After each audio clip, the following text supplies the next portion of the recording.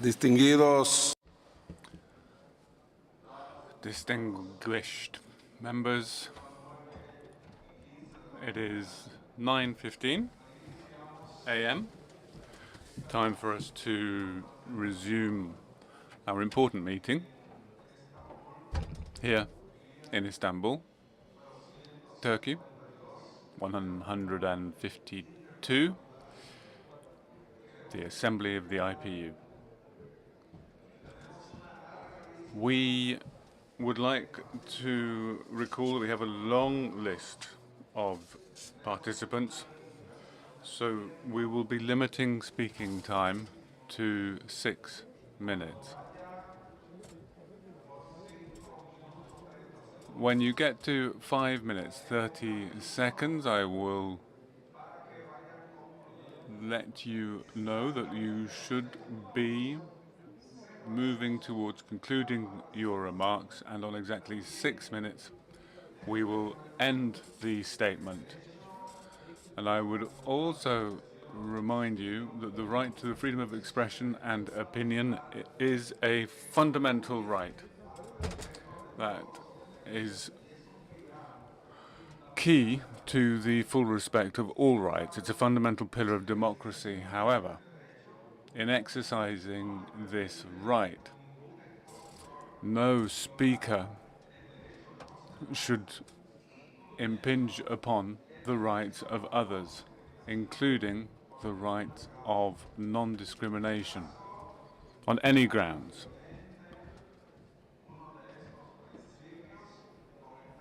If expressions are used which clearly incite the violation of rights of some of the participants of this IPU meeting,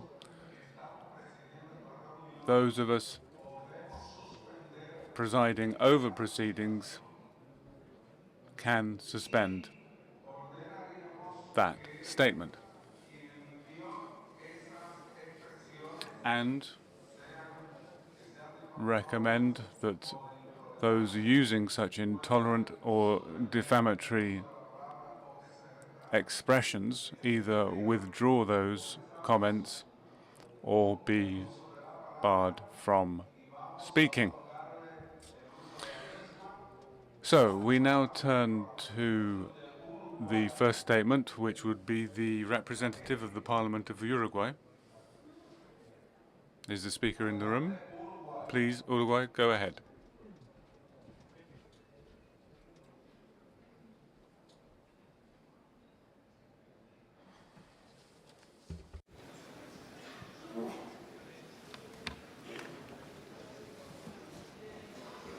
Muy buenos días. Good morning. We have been invited by the IPU to focus on new generations, future generations, as they say now. And I think there are more than enough reasons to justify this. Firstly, because, as you know, this is the first time in a long time that new generations believe that the future will be worse than the present. And that puts an enormous responsibility on us. And secondly, because I think we're all aware that what we are facing are existential risks, not just arising from the armed conflicts that we're seeing, which unfortunately have been around for some time, but also as a result of new technologies. Artificial general intelligence, as its own developers say, constitute potentially an existential risk. And also because the majority of us here are the last analog generation. So the responsibility is ours, the responsibility to transmit values to the new generations, values such as democracy, which is our responsibility and our responsibility solely. So we need to move from commitment to action. And in a time of change such as this, it would be useless and inappropriate to think that we could move to action simply through reaction without innovation. So, innovation is something that within this very IPU we have seeds for, ideas that will enable us to meet the challenges faced by the new generations. And I'm referring, and would particularly like to emphasize, participatory governance, which some parliaments are already implementing, are already practicing in their respective countries. A mechanism which is applied in the commissions of the future, which have demonstrated their capacity to rise to the challenges we face, not just technological challenges, but, as the concept note for this meeting says, ethical questions, which parliamentarians are perhaps not used to putting at the center of our debate. So our work here in the IPU enables us not only to adapt to uncertainty and this incredible speed of change, but also to think about ethics, to think about what is it about humanity that we want to preserve? What aspects and values, what questions do we need to make sure that we can preserve so that we stay human? Uruguay, through GRULAC, has proposed to the Governing Council a specific proposal. And the idea is to build and consolidate a space, a network of future committees, so that this effective methodology for approaching these new challenges can be consolidated, extended, understood by many, many more parliaments, because we firmly believe that this path towards participatory governance, which isn't promising any miracles, but it is promising a new way in which parliamentary activities can be carried out. Representation, oversight, legislation. These are our core tasks, and they have to adapt to new technologies such as AI, and that implies new methodologies as well. And that's why we would like to expand participatory governance. If the IPU can, at this or the next assembly, approve this proposal, then that will enable us to rise to these new challenges, this new job, which is moral and ethical as well as political. And that is something that will assist us in our task of returning hope to new generations and create a belief that it is democracy that will be the best way of living together. If we fail in that, when the new generations have no hope, then our parliaments will lose trust, lose credibility. So that's the path forward, and that is the purpose of our proposal. Participatory governance for all parliaments, and that can return hope to future generations. Thank you very much. Thank you very much. I now give the floor to the delegation of Malawi. Luego, para que se vaya. And to help you prepare, the next speaker after Malawi will be the delegation of Luxembourg. Good morning. Mr. President, it is with great honor that I take this opportunity to address this Honorable Assembly meeting here in this beautiful city of Istanbul to contribute on behalf of the Malawi delegation to this important theme of the 152nd IPU Assembly entitled Nurturing Hope, Securing Peace, and Ensuring Justice for Future Generations. Mr. President, the theme of this assembly resonates deeply with the global challenges that the world is facing today. We are meeting at a time when the world stands at a defining crossroads under the weight of undeniable realities, conflicts that defy international law, inequalities that continue to widen, a climate crisis that threatens livelihoods, and growing uncertainty among young people.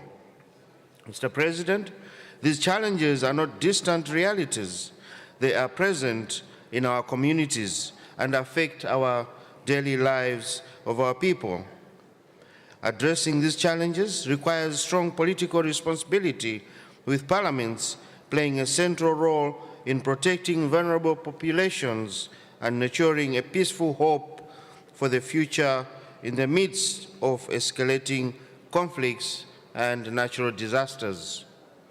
This topic, Mr. President, speaks directly to the values upon which the country I come from, Malawi, was founded on: compassion, solidarity, and respect for human dignity. Malawi has long stood as a beacon of peace, stability, and democratic governance on the African continent. Its voice is engraved in both weight and moral suasion for advancing and defending humanitarian principles, anchored in respect for human dignity, the rule of law, as well as rules-based international order and inclusive governance, both domestically and on the global stage. Malawi remains committed to these values, guided by its long-term vision, which recognizes peace as the foundation of sustainable development through legislative, oversight, and representative functions.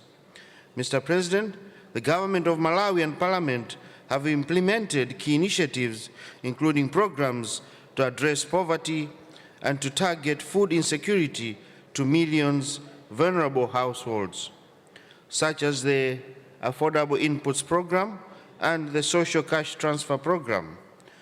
Furthermore, Malawi remains committed to international cooperation and has demonstrated this through its participation in global frameworks such as the Paris Agreement on Climate Change and the United Nations Sustainable Development Goals, SDGs.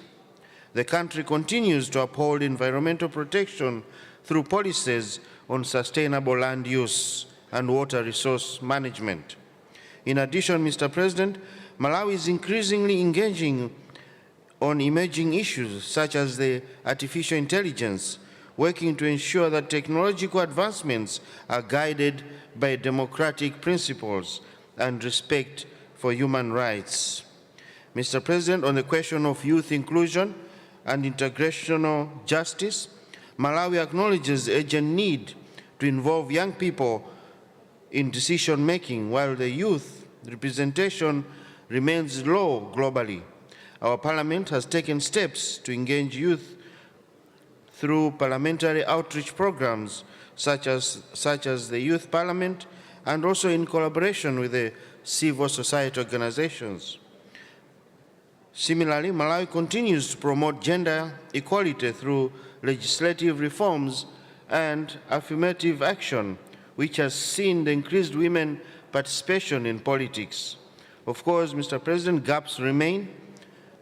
However, this progress is guided by commitments such as the Southern Africa Development Community Protocol on Gender and Development and the Convention on the Elimination of All Forms of Discrimination against Women, alongside national laws like the Gender Equality Act of 2013. In conclusion, distinguished delegates, before I end, I wanted to comment on what is happening and what my colleagues have also commented. I am a Muslim from Africa, and we Muslims in Africa are told that we Muslims, whether you're a Christian or a Muslim, we are brothers and sisters. What has happened to our brothers in Palestine? Have we abandoned them? One man's decision is affecting the whole world right now. Uncertainty is the word of the day. Our leaders can be captured, can be murdered, and as IPU, I think we need to have a strong word. We need to stand together and fight a common goal, a common goal that should respect the rights of all people, of all humanity, regardless of who they are and where they come from. I would like to say that Palestine is not alone. We are with you and will be with you until the day the light shall be on you. Thank you so much for your attention. Muchas gracias. Many thanks. I'd now like to invite the delegation of Luxembourg to speak, who will be followed by Zambia. Luxembourg, please go ahead.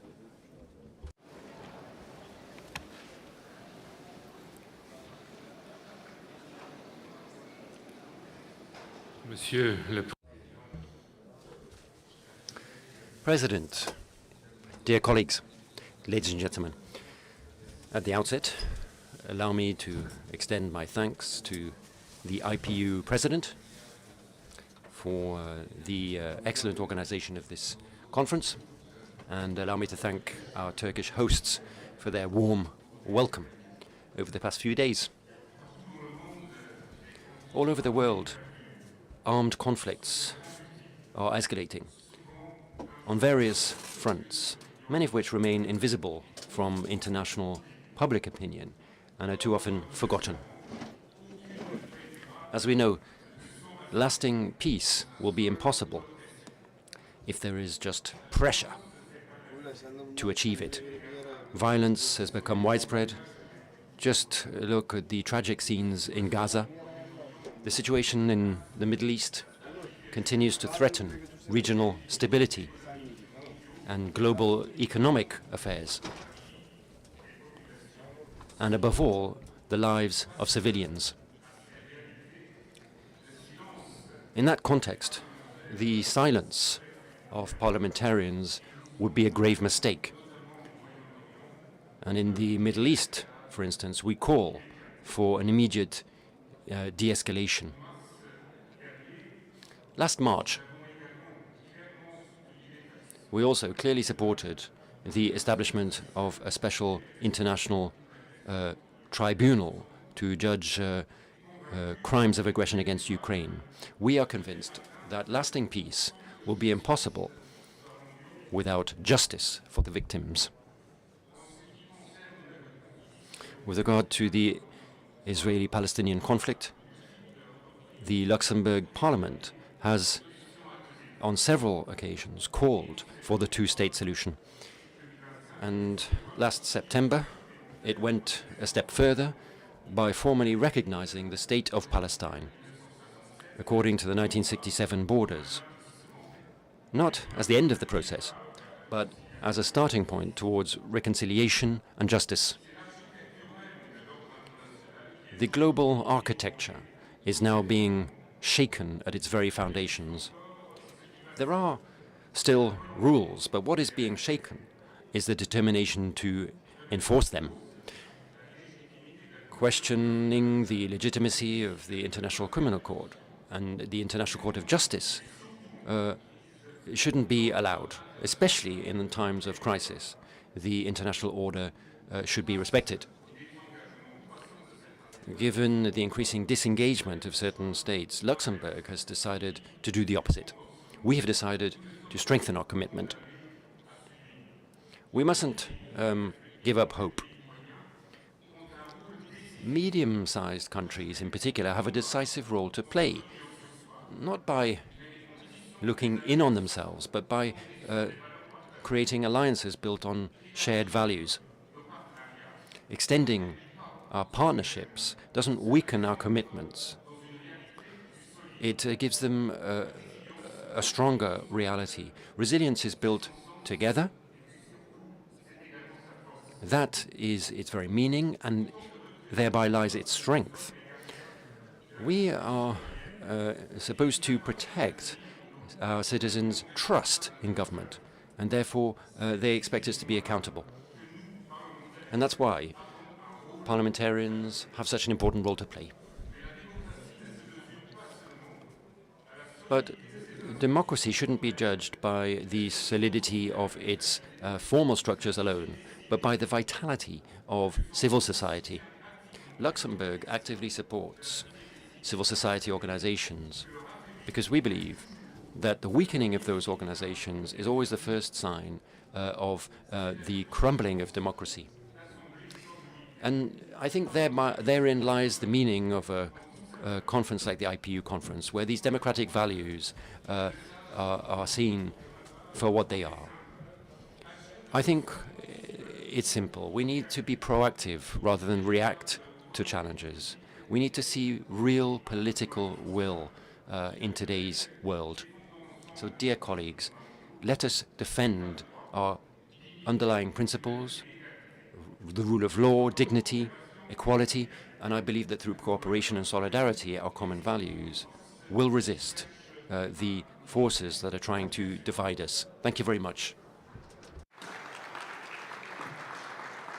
Muchas gracias. Many thanks. I give the floor to the delegation of Zambia, to be followed by Belgium.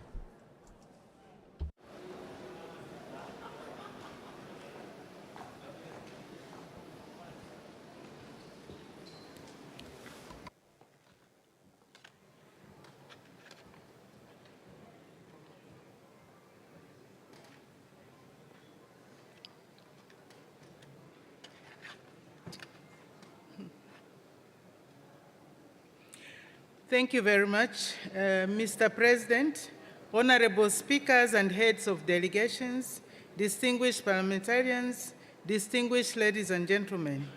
It is my honor and privilege to address this distinguished assembly on behalf of the National Assembly and the people of the Republic of Zambia.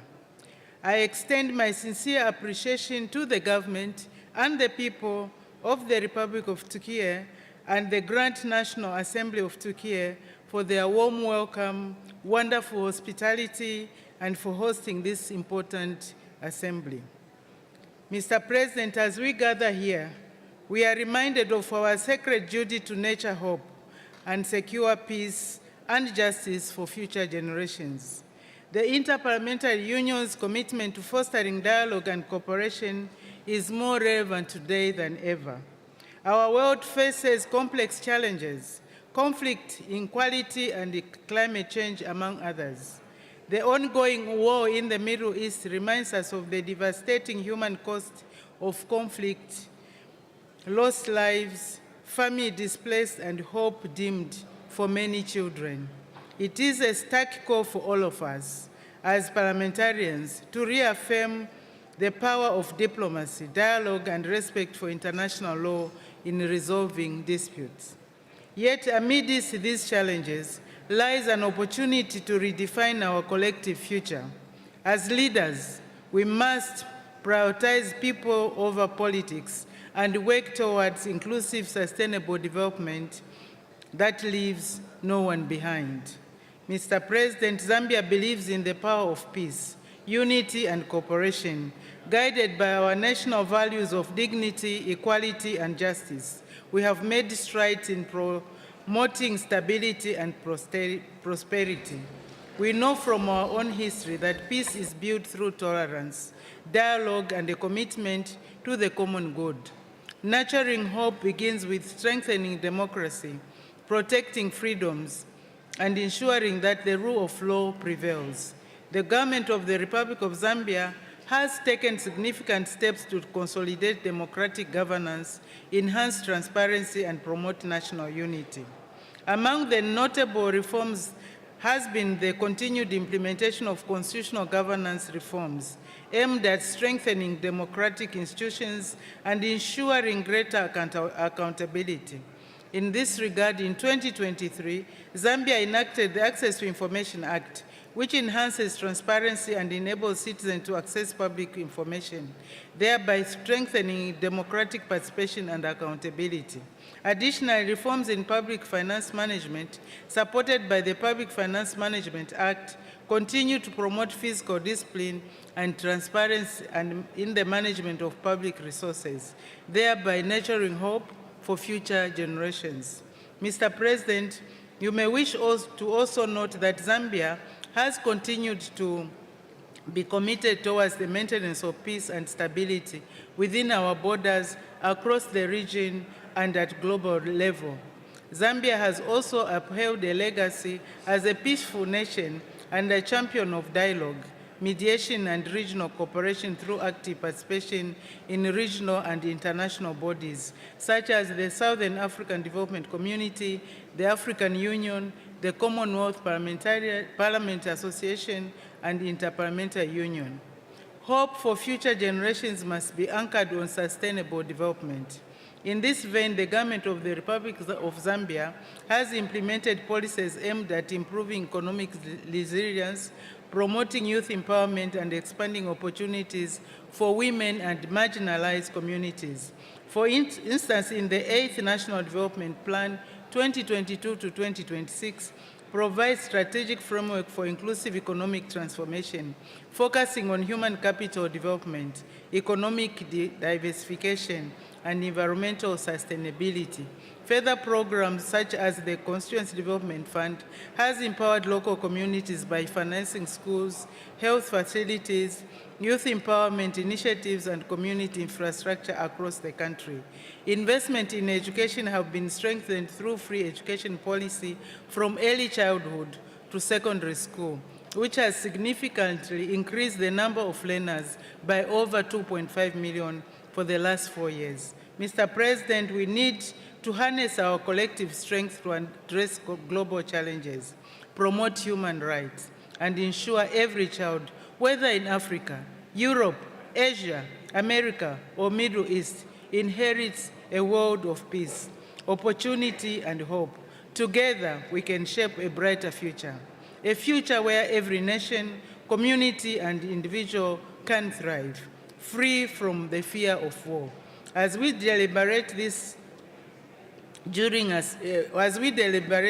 this assembly, let us reaffirm our commitment to working together across borders and political divides. The decisions we take today will shape the world that future generations will inherit. Zambia stands ready to continue working with the fellow parliaments of the IPU to nurture hope, secure peace, and ensure justice for all. I thank you for your attention. Muchas gracias. Thank you very much. I will take the floor now to Belgium.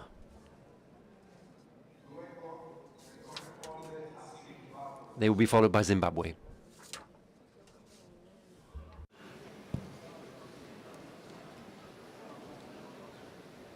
That's very high.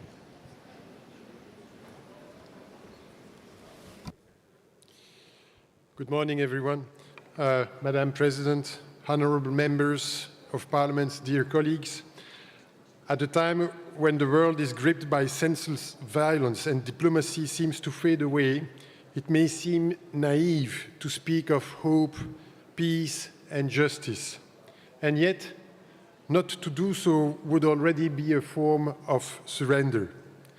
Now more than ever, we must nurture hope, secure peace, and ensure justice for future generations. In our moments of doubt, we must be guided by a compass that of rule of law and human rights. All of us here have one thing in common: we are parliamentarians, and our shared role is to hold our government accountable. It is crucial that the laws we pass respect the human rights enshrined by the United Nations. It is on this condition that our states will be fully governed by the rule of law. And it is also our responsibility to ensure that the IPU resolution, including the one that we are adopting during this session, do not remain merely symbolic. They must be translated into laws and concrete actions. Our parliaments also act as vital bridge between citizens and political decision-making. Allow me to say a few words about the future generation, the theme of our assembly. I worked closely with young people, thousands of young people, for 10 years as president of a major university, a role I held before being elected president of the Senate. That experience convinced me of one thing: our political responsibility is immense. It is often said that young people are the future, but in reality, they are already the present, because the decisions we take today directly shape their future. Our choices must be guided by intergenerational responsibility and not dictated by short-term electoral objectives. Article 29 of the United Nations Declaration on Future Generation clearly calls on us to, and I'm quoting, enhance cooperation with stakeholders, including civil society, academia, the scientific and technological community, and the private sector, and encouraging intergeneration partnership, promoting a whole-of-society approach, end of quote. We must reach out our fellow citizens, listen to them, work with them, open up our parliaments. At the Palace of Nations, which houses both chambers in Belgium, 30,000 visitors pass through its door every year. They familiarize themselves with the heart of our institutions. These concrete actions, visits, meetings, answering questions, experts' hearings, can be genuine drivers of trust in institutions, and through this, strengthen cooperation and democracy. I look forward to taking advantage of this IPU Assembly to exchange best practice and innovative ideas in order to nurture hope, secure peace, and ensure justice, not only for future generations, but starting today through our decisions. Many thanks for your attention. Thank you. Gracias. Thank you. Zimbabwe will be next to take the floor, followed by the Kingdom of Eswatini.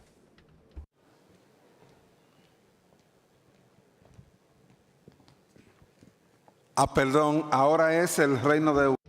Sorry, the Kingdom of Eswatini will be next. Thank you, Mr. President. Honorable speakers, honorable members of parliament, distinguished delegates, a very good morning to all of you. On behalf of our entire delegation from the Kingdom of Eswatini, may I humbly extend our deepest gratitude to the government of the Republic of Turkey for the exceptional hospitality and outstanding reception afforded to us on our arrival in this beautiful country. The Republic of Turkey has set a standard of welcome that will remain with us long after we return home. Colleagues, allow me to extend my profound gratitude for the outstanding work done by Dr. Tulia Axon and Mr. Martin Chungong during their tenure in their respective portfolios. We salute our African sister and brother for the unprecedented milestones in this esteemed organization. Indeed, they will leave an indelible mark on the abilities of African contributions in such organizations. We thank the IPU team for their hard work. The theme before us, nurturing hope, securing peace, and ensuring justice for future generations is both timely and deeply resonant. It calls upon us as leaders and legislators to reflect not only on present realities, but on the legacy we are building for those who will come after us. In Eswatini, this aspiration is firmly anchored in our National Development Plan 2023 to 2028, which seeks to achieve economic recovery and sustainable livelihoods for all citizens. At its core lies a commitment to social justice, political stability, and inclusive development with good governance serving as the foundation upon which hope for future generations is built. Mr. President, the Kingdom of Eswatini continues to pursue a deliberate and coordinated approach to national development. Our government's policy direction, encapsulated in the Ngwe, which means agile mandate, is focused on accelerating inclusive economic growth, reducing poverty, combating corruption, creating employment, and strengthening essential public services such as health and education. Across government, the Ministry of Economic Planning and Development drives strategic coordination of national priorities, including alignment with the Sustainable Development Goals. The Ministry of Education and Training is implementing comprehensive reforms aimed at equipping our young with relevant skills for the future. The Ministry of Health, in collaboration with global partners, has delivered a globally recognized HIV response, achieving the 95-95-95 targets, a testament to sustained multi-sectoral commitment. The Deputy Prime Minister's office remains central in protecting the most vulnerable, ensuring that no one is left behind. Youth empowerment initiatives led by key ministries continue to foster entrepreneurship, innovation among our young people. The Ministry of Justice and Constitutional Affairs is expanding access to justice, particularly for vulnerable communities. Complementing these efforts is the domestic efforts that we have. The Ministry of Foreign Affairs and International Cooperation plays a critical role in advancing development through strategic partnerships, mobilizing, financing, technical support, and trade opportunities that directly benefit our people. Mr. President, Eswatini remains firmly committed to multilateralism and regional stability. Our engagement with continental human rights mechanisms, including the African Commission on Human and People's Rights, reflects our openness to accountability and continuous improvement. At the regional level, Eswatini's leadership role within SADC underscores our commitment to peace, security, and cooperation in Southern Africa. Globally, our partnership with the United Nations system, including the UN Sustainable Development Cooperation Framework 2026 to 2030, positions us to advance digital transformation, economic resilience, and sustainable development. In addition to the above, Eswatini will be hosting the first session of the Joint African EU Parliamentary Assembly, JPA, on the 7th to the 14th of May 2026, and we look forward to seeing many of you in the Kingdom. On climate change, we recognize that securing the future requires inclusive and decisive action on climate change. Mr. President, Eswatini, like most modern states, lives among a global community with its core ethos on upholding international law and principles. In the midst of the heightened global tensions, it is our call to encourage all nations to engage in dialogue, which has far proven to be a realistic and most reachable solution than armed conflict. Our policy remains rooted in the conviction that no conflict is so deep that it cannot be navigated through sustained dialogue. As I conclude, the experience of the Kingdom of Eswatini demonstrates that even within constrained resources, focused leadership, national unity, and strategic partnership can yield measurable progress. As parliaments, we bear a collective responsibility to legislate, oversee, and advocate in ways that translate these ideals into tangible outcomes for our citizens. I thank you Gracias. for your kind attention. Thank you. Muchas gracias. Ahora corresponde Thank you very much. Tajikistan will be our next speaker, to be followed by Equatorial Guinea.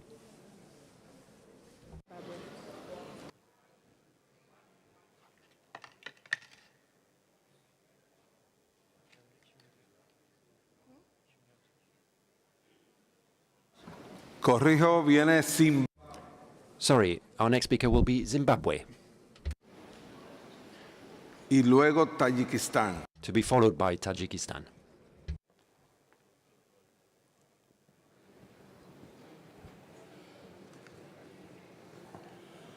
Good morning, everyone.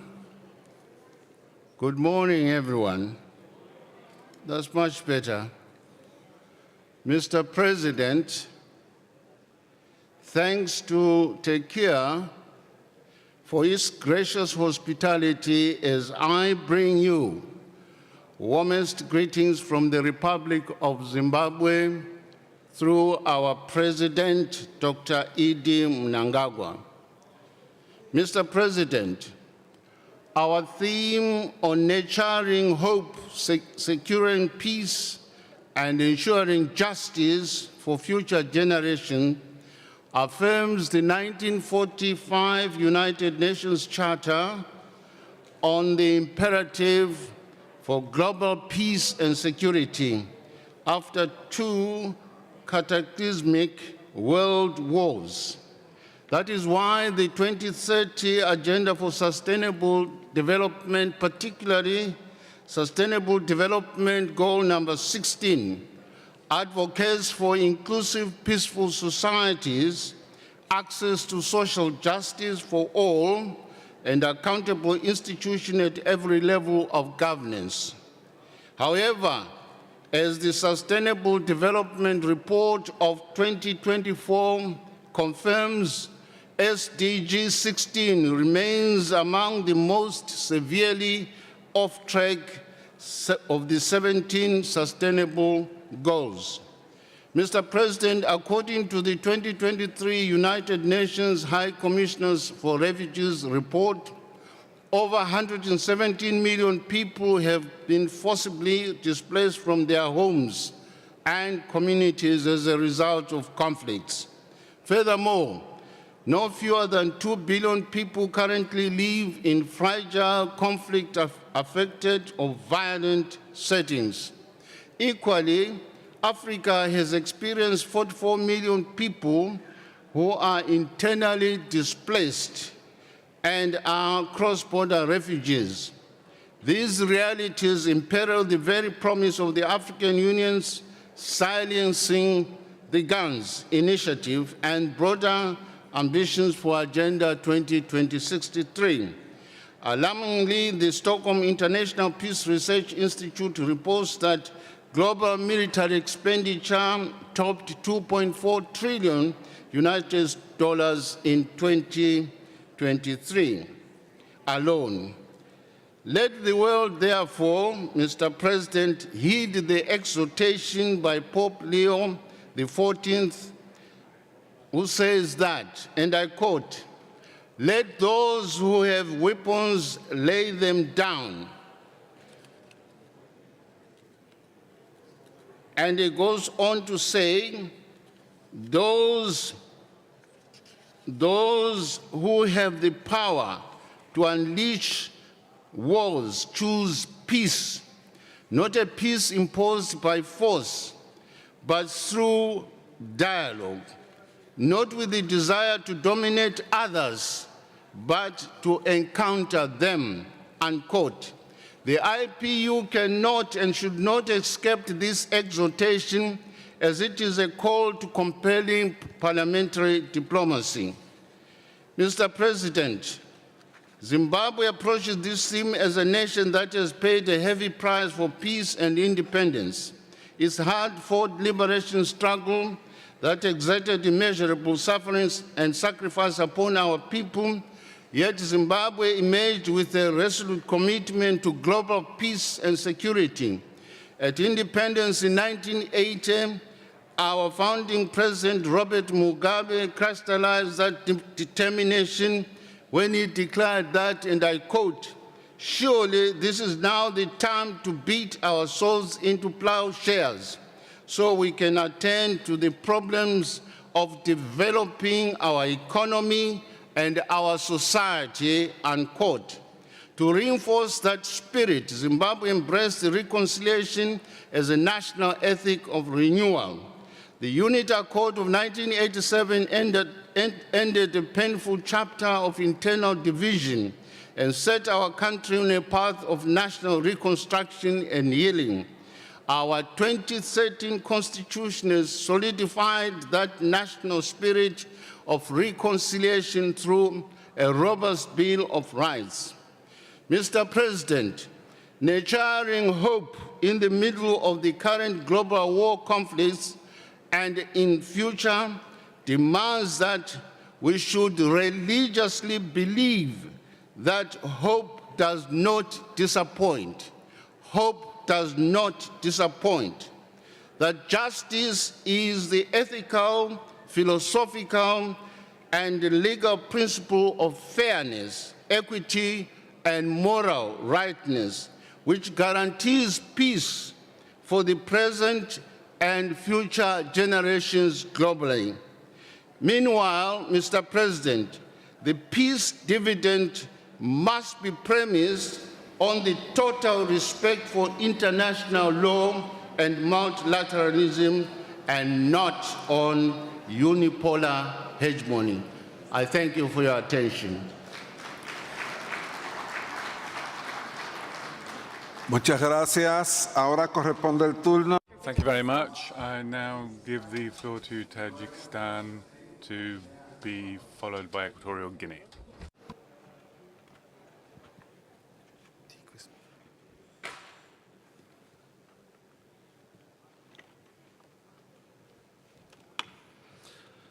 Уважаемый господин председатель, Your Excellency, Mr. Chairman, speakers of parliament, heads of delegations, and participants of this August Assembly. First of all, I would like to thank our Turkish colleagues, especially the Speaker of the Grand National Assembly of Turkey, Mr. Kurtulmuş, for his warm hospitality.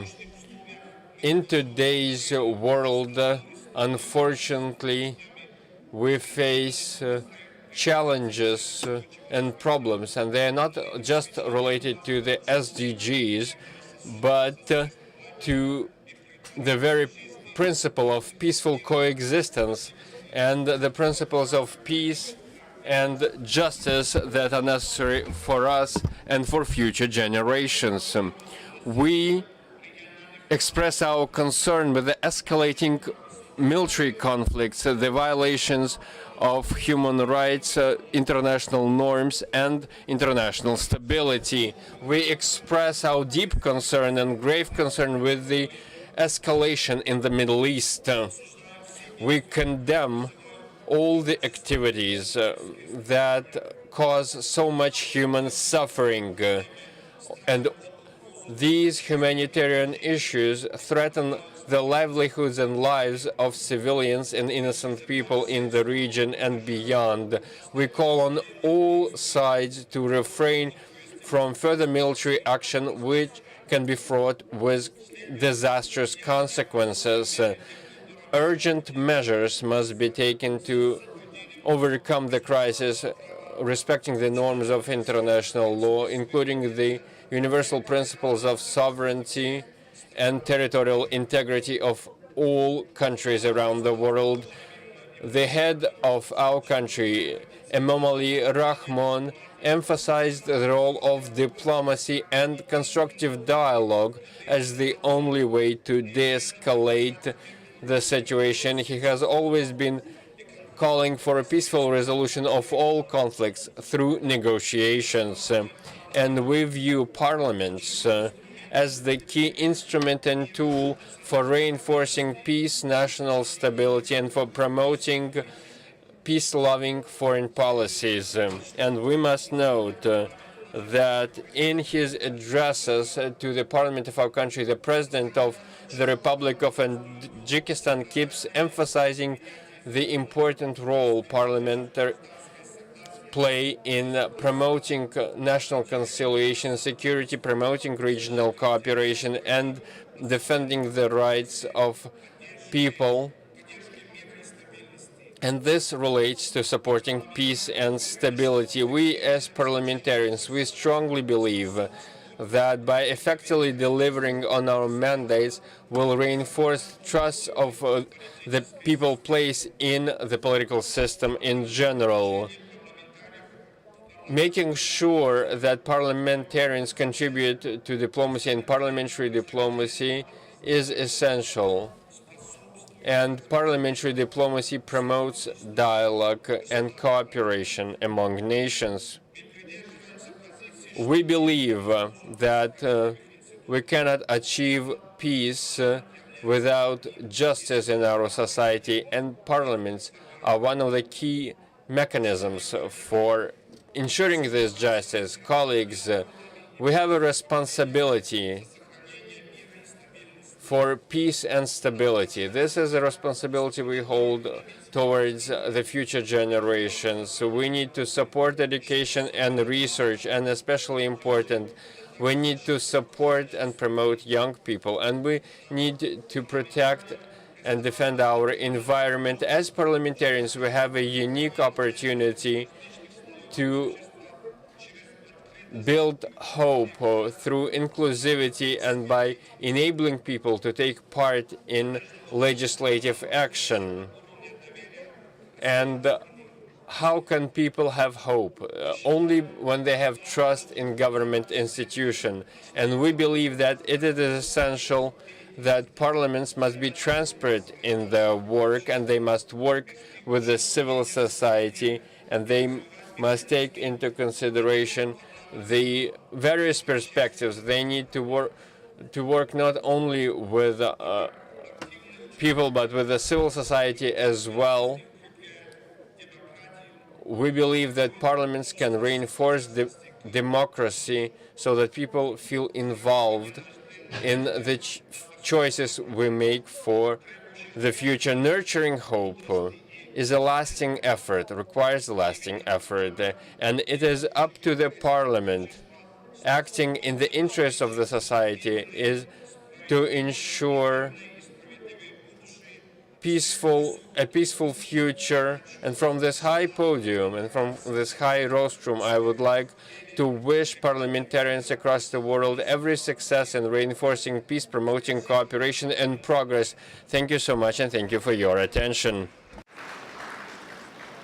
Gracias. Ahora Thank you very much, and I now give the floor to Equatorial Guinea and then the United Arab Emirates.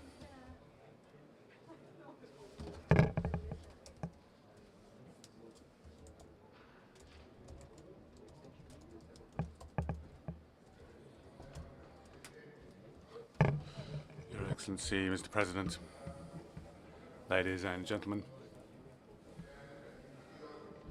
if you'll allow me, first of all, I would like, on behalf of the Parliament of the Republic of Equatorial Guinea, to express our congratulations and thanks to the Parliament of the Republic of Turkey and the Interparliamentary Union for the invitation that has been extended to participate in this significant event. And we'd also like to recognize the flawless preparation of this 152nd Assembly in the beautiful city of Istanbul, as we seek to build hope, ensure peace and justice for future generations.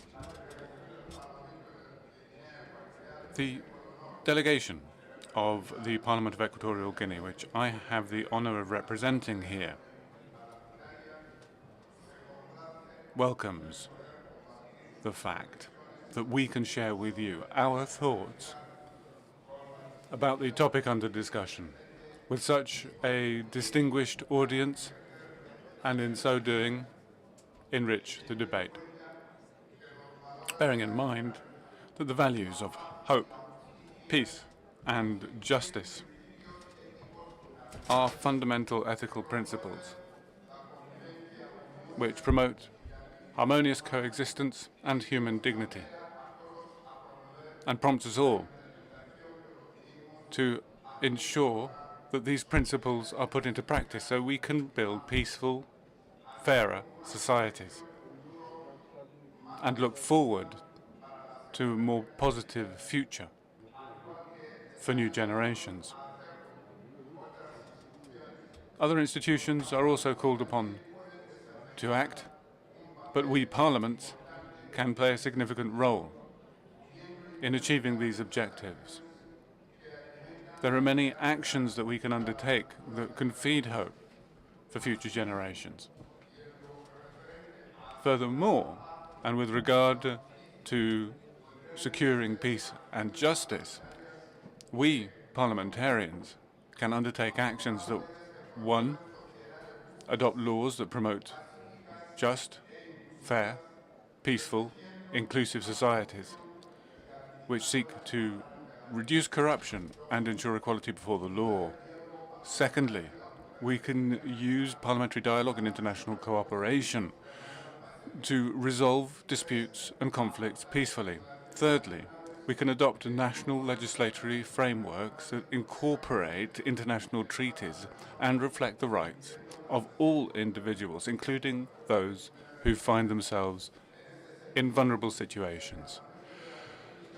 The Parliament of Equatorial Guinea considers that it has not been left behind as it undertakes such efforts. It seeks to promote hope, peace, and justice as it works according to its powers and budgetary capacities. It has developed laws which authorize the government to carry out public expenditure on programs linked to the values of peaceful coexistence. One program is anti-corruption and the restructuring of the Ministry of Justice, promotion of women and gender equality, education of women, young people, and teenagers, improving the living conditions of children and their families, etc., etc. In conclusion, we believe that parliamentary actions can be of great value as we seek to nurture hope and secure peace and justice. They might sound different, but they have a common denominator. They are all a key part of moving towards a better society and a better future as we undertake actions of legislation and diplomacy moving towards the SDGs adopted according to the UN General Assembly resolution of the 25th of September 2015. My dear colleagues, may we call for full respect of countries' sovereignty. There are no big or small countries. We need equal rights for all countries in the world. Thank you very much. Thank you very much. I now give the floor to United Arab Emirates and then the Maldives.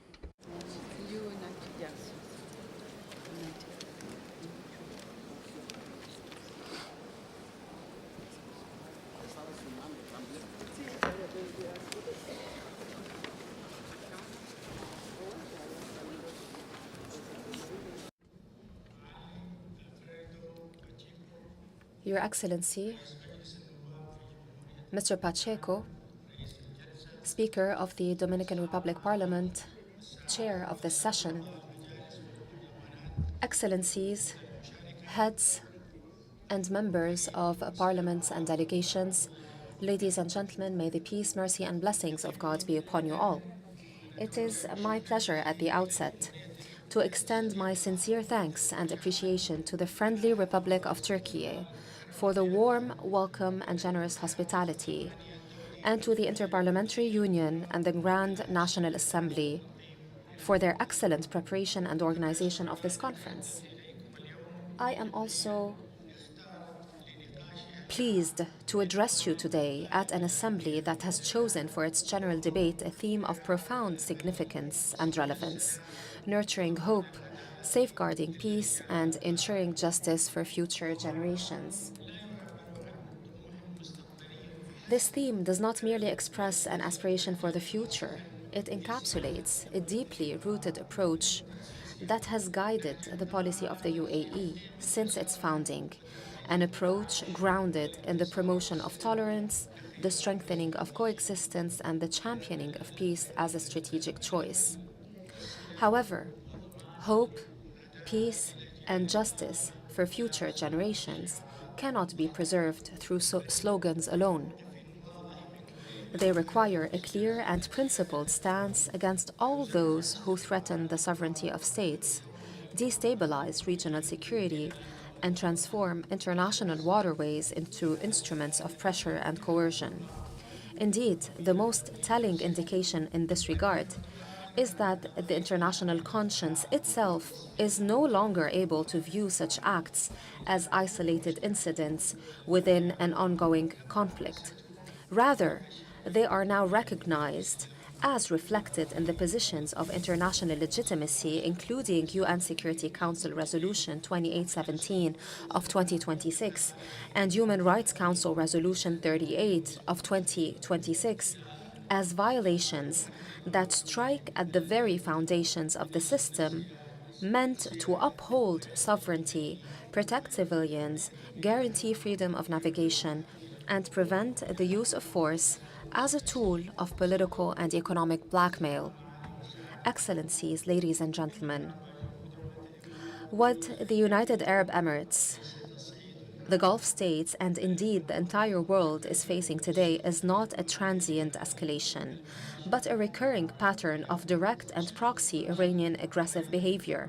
This behavior, brutal, unjustified, and unlawful, targets civilian objects and facilities, including airports, ports, energy installations, critical civilian infrastructure, desalination plants, food security centers, industrial facilities, and many other civilian assets. These practices have not stopped here. They have extended to obstructing freedom of navigation in the Strait of Hormuz,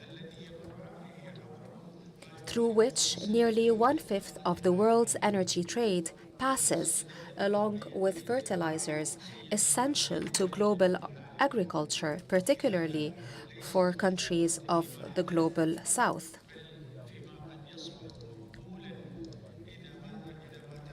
The danger lies not only in what has occurred, but in what may become acceptable if such actions are met with complacency or disregard, should the world come to believe that threatening states or disrupting international waterways can be used as leverage to improve political or negotiating positions.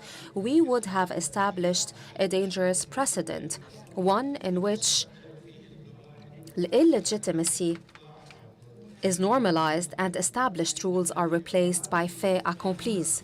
From this standpoint, while the UAE has welcomed the truce between the United States and Iran and continues to follow the ongoing negotiation process, it emphasizes that any settlement cannot achieve legitimacy or sustainability unless it takes into account the rights and concerns of affected states in a manner that ensures a genuine balance between the imperatives of peace and the requirements of security and stability.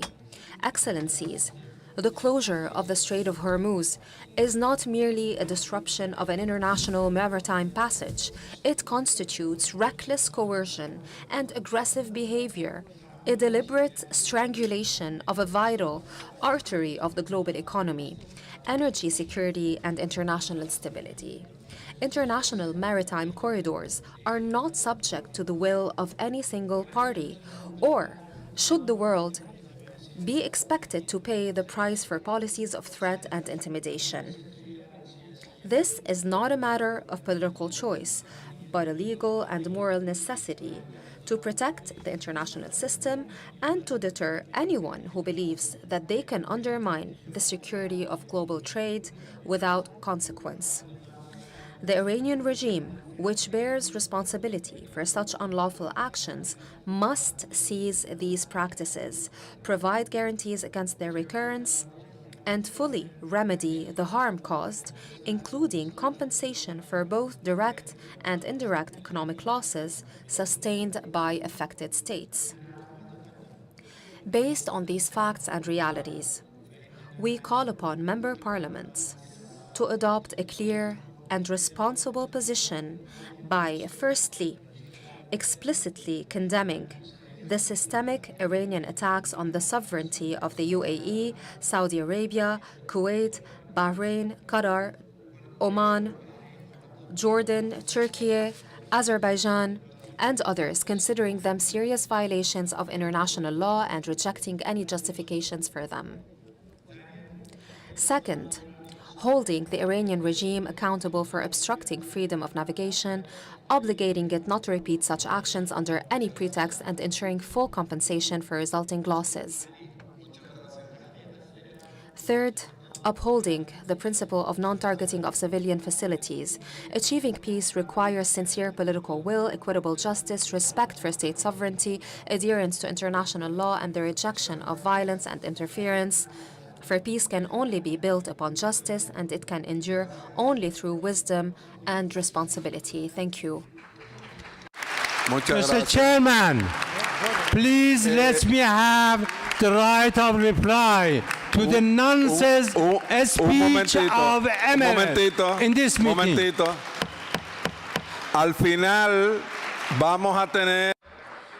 So at the end of the day, we will have the possibility to use the right of reply. For now, we will continue with our speakers list.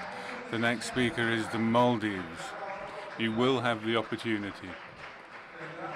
You will have the opportunity at the end. Thank you. Maldives. The Maldives, you have the floor. Bismillahirrahmanirrahim. Alhamdulillah Rabbil Alameen. Wassalatu wassalam ala nabiyyina Muhammadin wa ala alihi wa sahbihi ajma'in. May the peace, mercy, and blessings of Allah be upon His Prophet Muhammad. Honorable speakers of parliament and distinguished delegates, ladies and gentlemen, Assalamu alaikum wa rahmatullahi wa barakatuh. It gives me great pleasure and honor to address this distinguished assembly here in the historic city of Istanbul, where cultures, continents, and civilizations meet.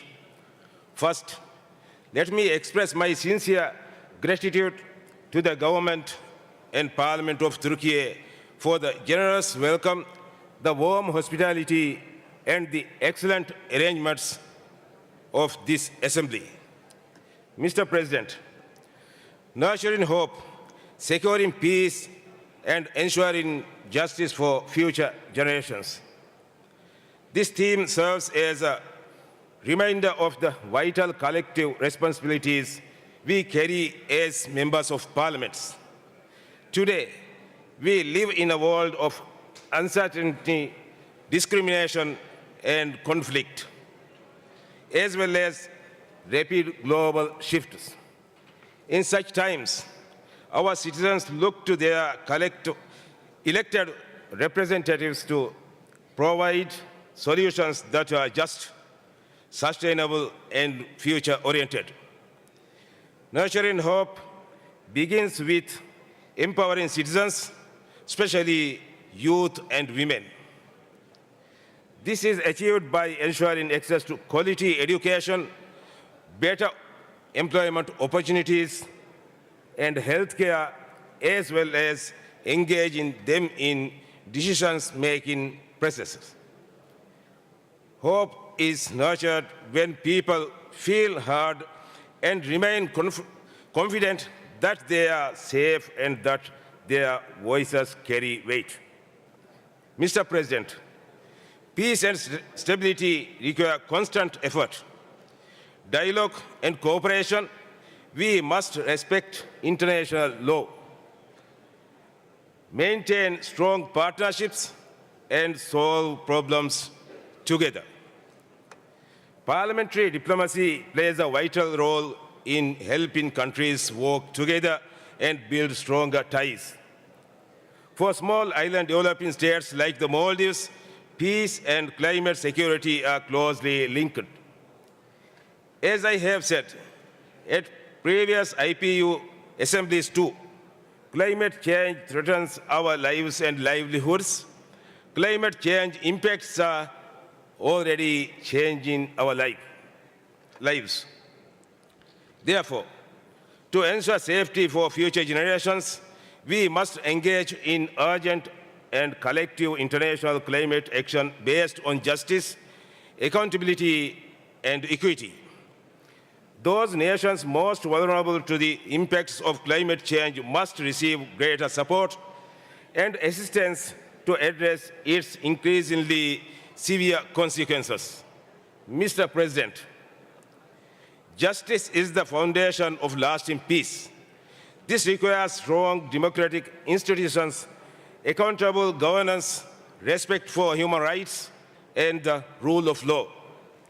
To ensure justice for future generations, we must make sure the decisions we make today protect the well-being of the youth who will inherit this world tomorrow. Mr. President, the Maldives Parliament is working toward strengthening democratic governance and ensuring inclusive processes. We are introducing reforms and modern technology to improve our work. In this regard, this year we have introduced e-petition system. This is a significant step toward increasing public participation within democratic principles.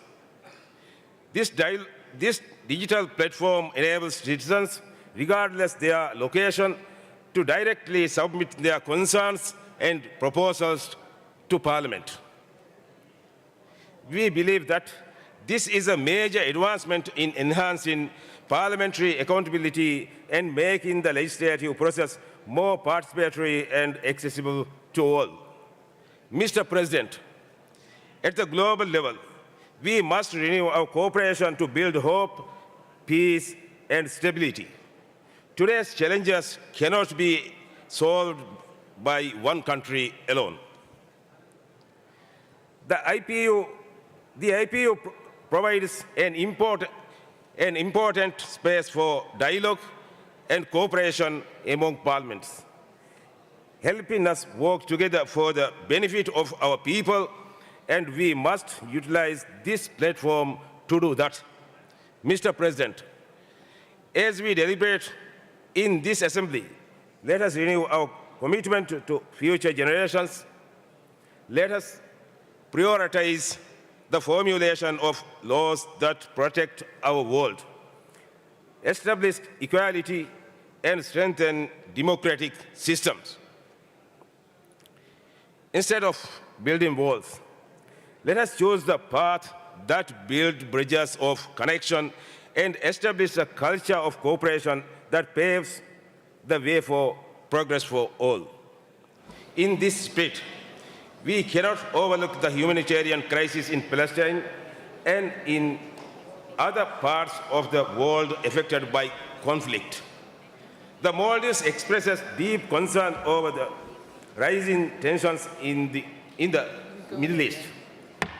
We condemn the military actions by the United States and Israel against Iran, as well as attacks by Iran on several Gulf countries.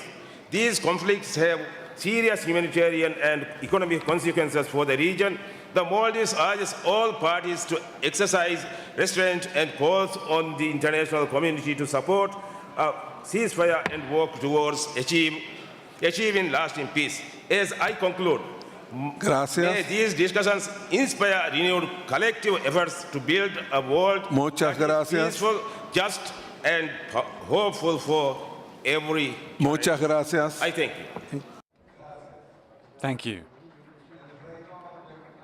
The Kingdom of Bhutan, to be followed by Algeria.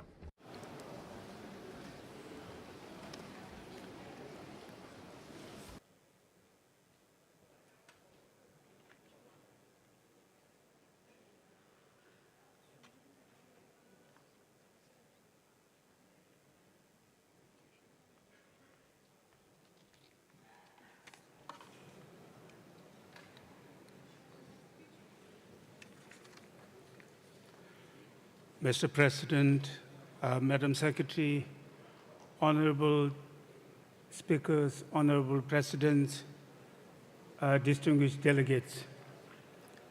On behalf of the Parliament and the people of the Kingdom of Bhutan, I extend my sincere appreciation for the exceptional hospitality to our gracious host, the Grand National Assembly of Turkey, and to the Inter-Parliamentary Union for convening this assembly under the timely theme, nurturing hope, securing peace, and ensuring justice for future generations. We meet at a time of profound global uncertainty. Conflicts, geopolitical tensions, economic instability, and climate pressures are affecting not only the nations in the crisis, but also ordinary people everywhere.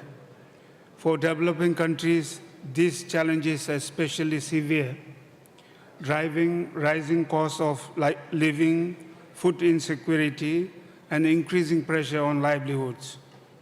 In such times, hopes must not remain an aspiration. It must become a responsibility of leadership anchored in action. Bhutan reaffirms its commitment to multilateralism, the United Nations Charter, and the rules-based international order as essential foundation for peace and stability. For Bhutan, hope is grounded in our values. These values are guided by our profound philosophy of gross national happiness, by which we measure progress not only by economic growth, but by the well-being of our people, the strength of our communities, and harmony with nature. This reflects our deep commitment to intergenerational responsibility, ensuring that the decisions we take today safeguard the future. In our Parliament, these values are put into practice through transparency, accountability, and inclusive representation. We are working to strengthen public trust in democratic institutions, which remains essential for peace, social cohesion, and long-term stability. We are also advancing inclusion. Bhutan is taking steps to enhance women's representation in Parliament and to promote greater participation of young people in democratic processes, recognizing that they must shape their future that they will inherit. Parliaments play a critical oversight roles in upholding integrity. Independent constitutional bodies report annually to the Parliament, reinforcing transparency, accountability, and the rule of law. Bhutan also values parliamentary diplomacy. Through dialogue and cooperation, we seek to promote mutual understanding and contribute to collective solutions in an increasingly divided world. Ensuring justice for future generations requires forward-looking action. Bhutan's constitutional mandate to maintain at least 60% forest cover reflects our strong commitment to environmental stewardship. As a carbon-negative country, we continue to demonstrate that conservation and development can go hand in hand. We are also addressing emerging challenges, including rapid technological changes. Bhutan is advancing a human-centered and responsible approach to artificial intelligence, ensuring that innovation remains ethical, safe, and aligned with human well-being. Excellencies, the challenges we face, poverty, inequality, environmental degradations, and technological disruption require collective and forward-looking solutions. Bhutan remains committed to contributing to global efforts, including the UN Pact for the Future and the Declaration on Future Generations. As parliamentarians, we must lead with wisdom, solidarity, and compassion. Bhutan may be a small country, but we remain steadfast in our belief that a peaceful and a just future must be built on human dignity, environmental responsibility, and shared purposes. Let us reaffirm our common responsibility to nurture hope through accountable governance, to ensure peace through dialogue, and to ensure justice through forward-looking action. Let us all act with urgency and unity, for the choices we make today will define the world of tomorrow. Thank you for your passionate hearing. Thank you. Muchas gracias. Ahora Thank you very much. Algeria will be our next speaker.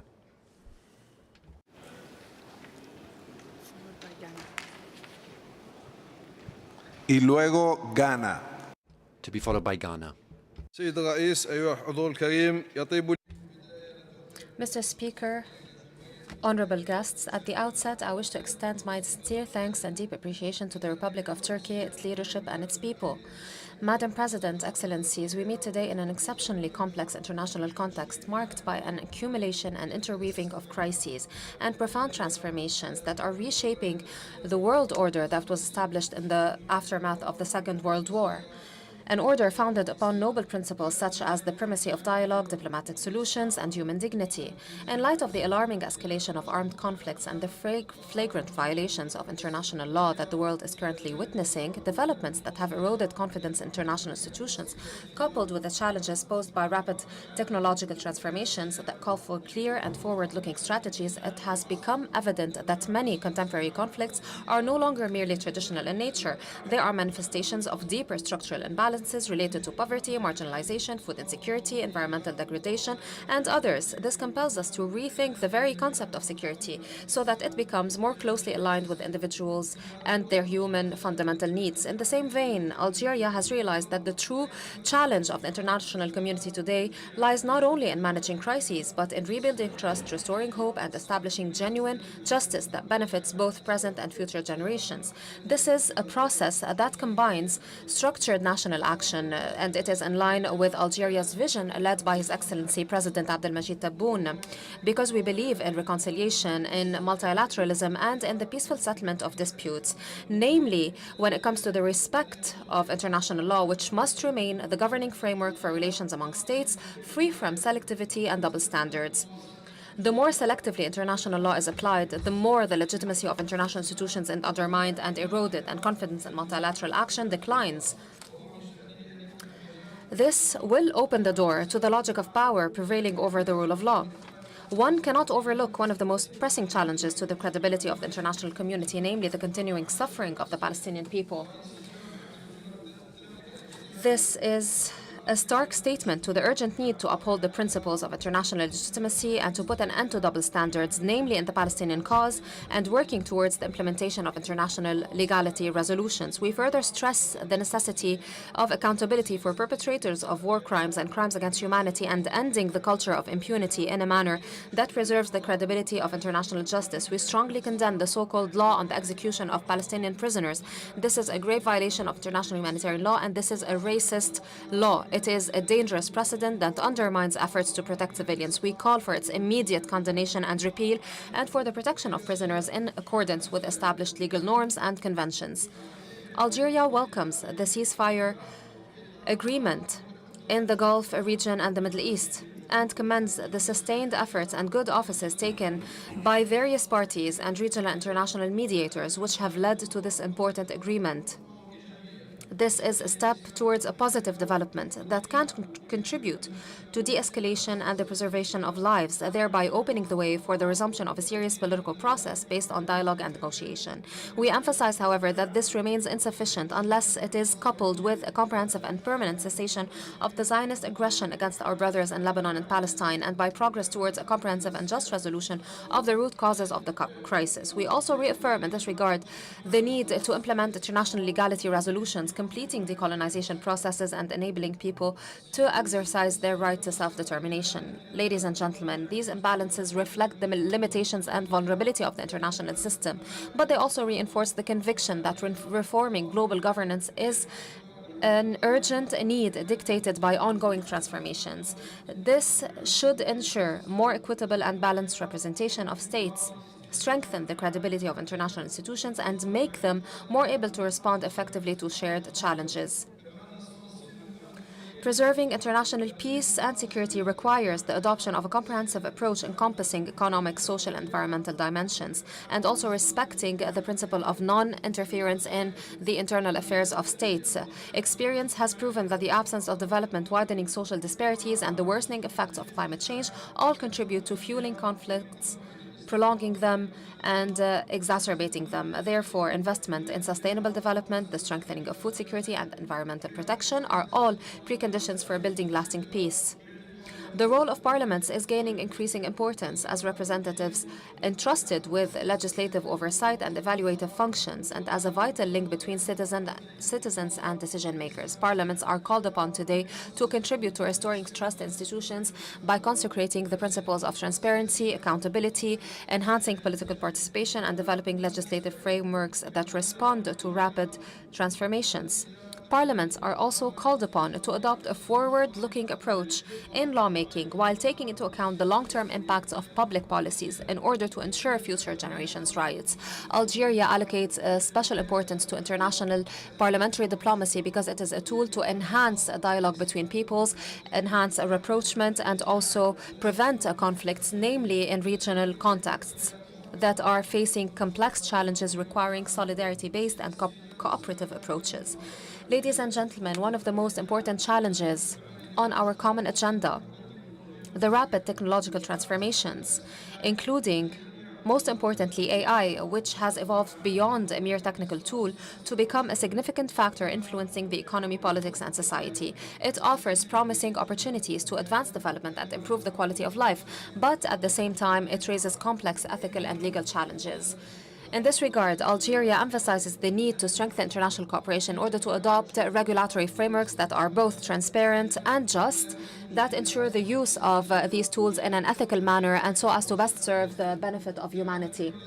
Algeria also calls for enhancing the capacity of developing states to use this technology and harness its potential to bridge the digital gap and also achieve sustainable development goals. Ladies and gentlemen, our meeting here today as parliamentarians calls upon us to rise up to the level of the challenges of today so as to best respond to the visions and ambitions of our peoples in a better and more fair future.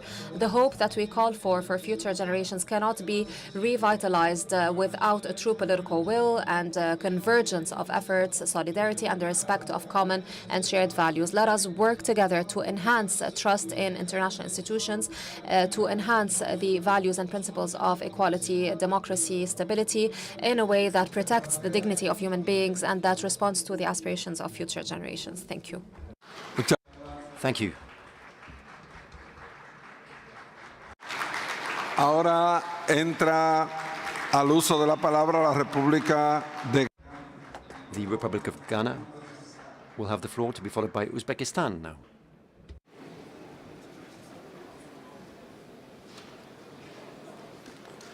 Luego corresponde el turno a la República de Uzbekistán.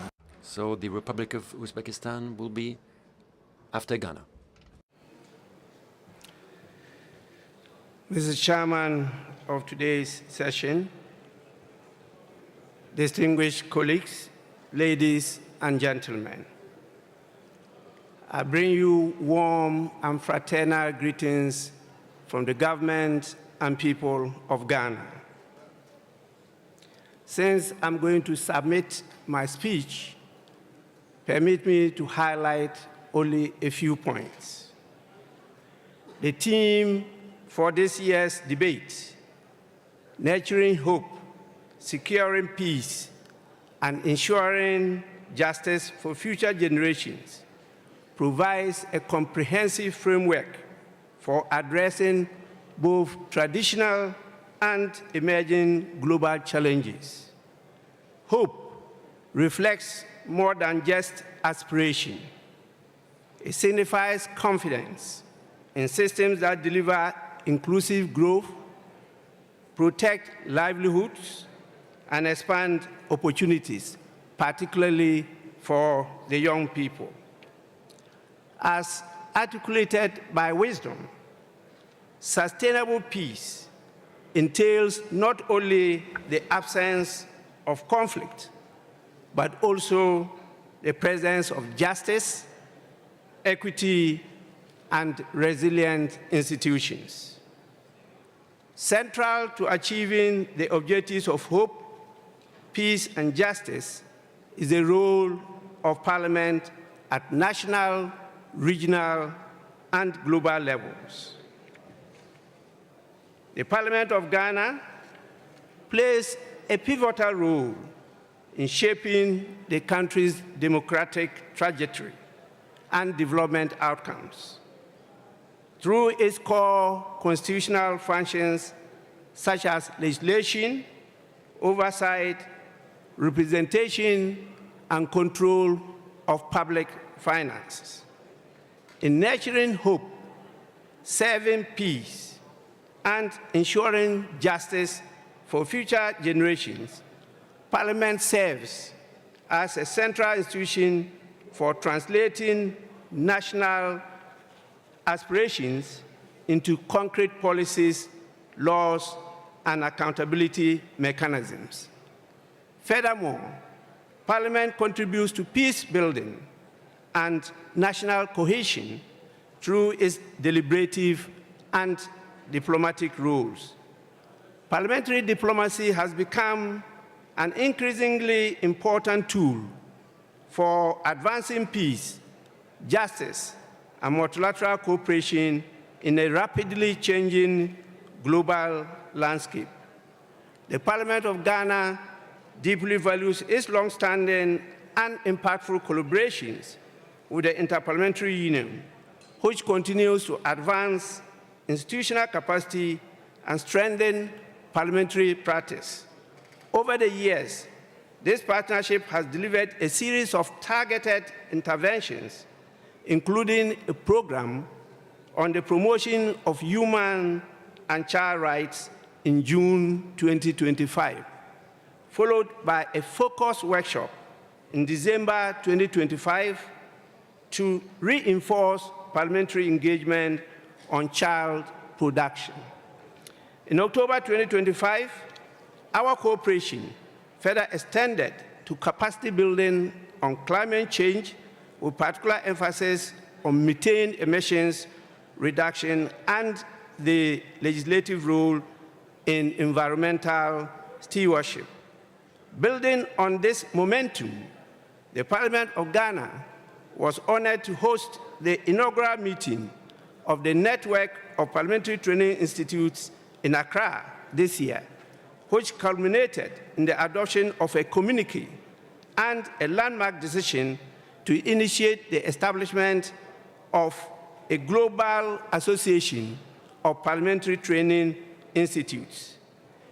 In summary, Ghana believes that nurturing hope, securing peace, and ensuring justice are interconnected pillars essential for sustainable and inclusive development.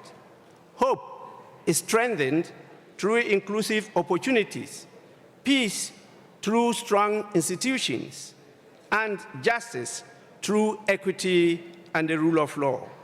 While Ghana has made progress through democratic governance and frameworks such as the African Union Agenda 2063, addressing her contemporary challenges require coordinated action and strong political will. Furthermore, intergenerational responsibility demands that current policies safeguard the future. Ultimately, our collective commitment is key to building a just, powerful, peaceful, and hopeful society. Unilateralism lacks the wisdom of the lessons of history. This has no place in the Interparliamentary Union. With this, ladies and gentlemen, I'm grateful for the space, and I thank you for your kind attention. Muchas gracias. Thank you very much indeed. I give the floor to Uzbekistan, the Republic of Uzbekistan.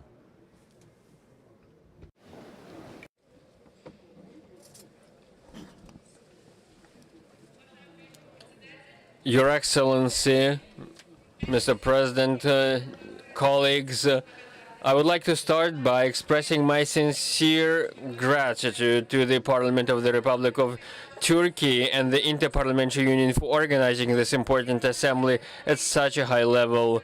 The topic of this assembly requires us to clearly understand and to have a clear vision about the tools we have at our disposal and how we can use these tools. I would like to share Uzbekistan's experience in this regard. The demographic reality in Uzbekistan is such that out of 38 million people living in our country, more than 60% are young people under the age of 30.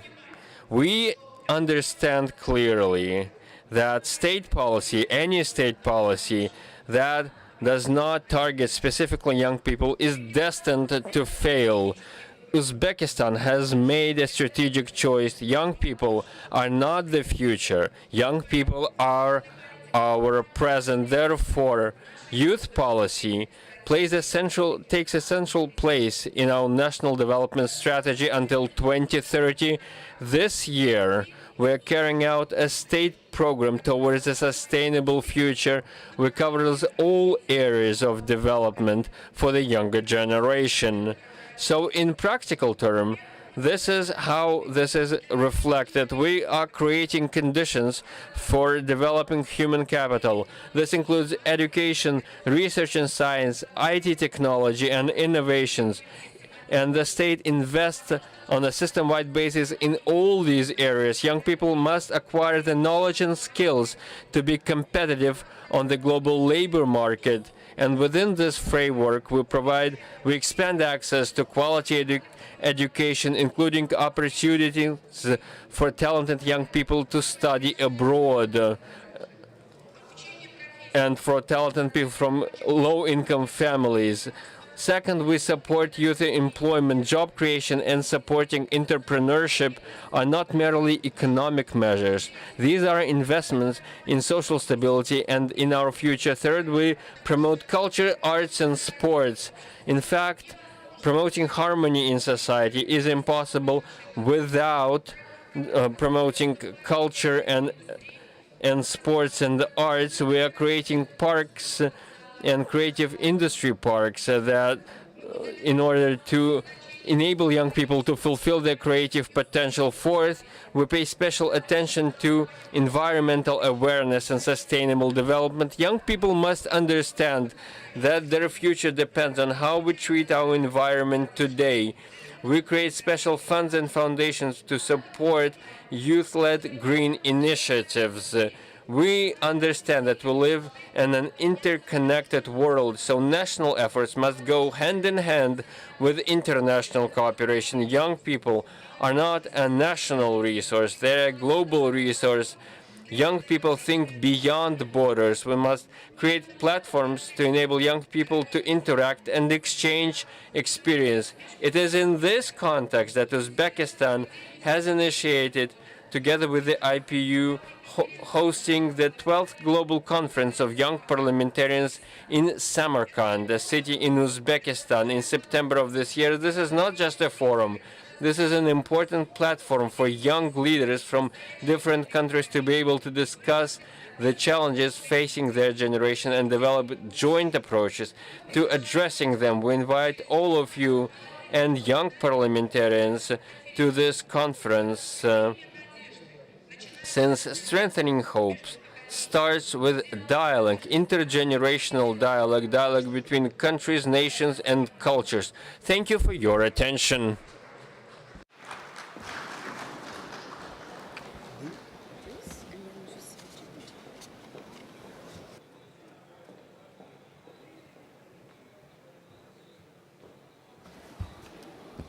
Ahora. Thank you. Now the speaker will be from Djibouti.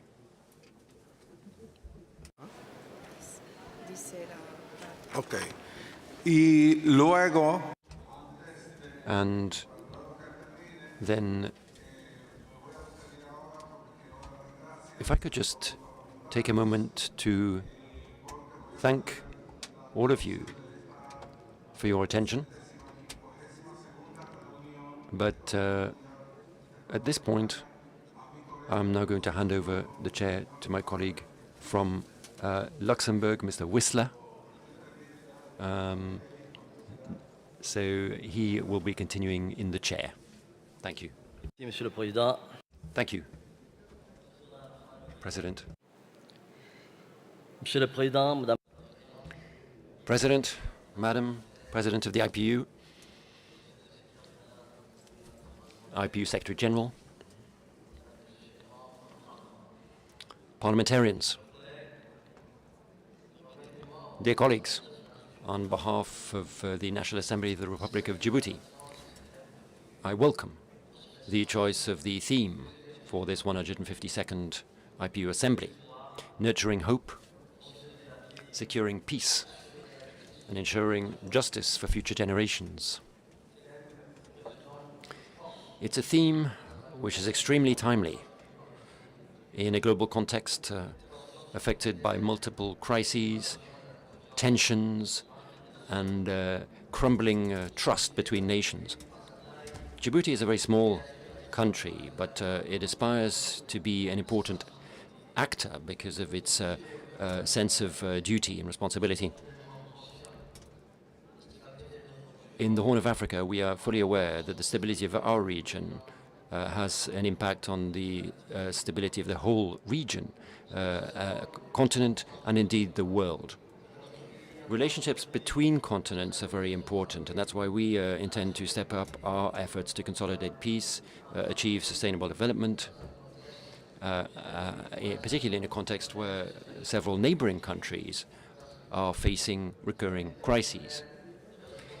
Institutional stability and democratic responsibility are important. In 2025 and 2026, our Parliament has adopted constitutional reforms, which have been thoroughly discussed in Parliament and are designed to ensure institutional stability in a regional context marked by crises and indeed chaos.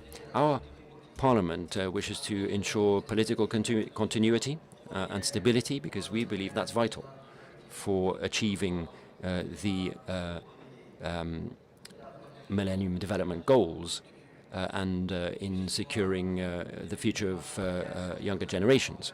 We remain staunchly committed to democracy, transparency, and inclusiveness, citizens' participation. We want to offer our people a credible and stable environment for governance. In a region facing multiple crises, Djibouti tries to play the role of regional mediator. And we've helped on a number of occasions with initiatives of dialogue to consolidate peace, in particular in the context of the intergovernmental regional body of which we are currently president. Recurring tensions and conflicts in Somalia remind us of the fragility of some countries and the need to have strong and lasting political commitment. Djibouti stands ready to continue to create a space for dialogue and consultation, a forum for regional stakeholders and international organizations, and indeed civil society organizations. Our country is stable and secure, and we are in a position to provide a favorable environment to discussions, to mediation and conflict prevention. In that context, we intend to continue to make a strong contribution to peace and security in East Africa, to nurture hope and consolidate the future. Our National Assembly believes that youth are key to our political action, and we reiterate with great conviction that peace can only be based on quality education, on the strengthening of vocational training, on constant support to entrepreneurship among young people, and promoting decent work for them. These priorities are very much connected with the Millennium Development Goals, especially 4, 8, and 16. And they reflect our firm commitment to prepare future generations to rise to the economic, social, and environmental challenges they face. Justice for future generations shouldn't just be ensured in the political and economic spheres, but it also means protecting the environment and combating climate change. Djibouti is a very small country, but we are very directly affected by climate change. We are seeing rising sea levels in the Red Sea, which threaten us. We are seeing increasing pressure on our natural resources. And our parliament gives its commitment to strengthen environmental protection, to promote sustainable development policies, and encourage a transition toward economic policies that respect the environment. And we invite our parliamentary colleagues to strengthen international cooperation in that area in order to protect natural resources. To conclude, allow me to reiterate the National Assembly of Djibouti's commitment to nurture hope, secure peace, and ensure justice for future generations. Our country has great ambitions, and we continue to stand firmly for peace and the development of our region. We call on parliamentarians around the world to strengthen cooperation, to exchange good practices, and to work together for a fairer, more peaceful and sustainable world. Thank you for your kind attention. Merci, monsieur. Merci beaucoup. Thank you very much. And the next speaker is North Macedonia, to be followed by the Legislative Assembly of East Africa. North Macedonia.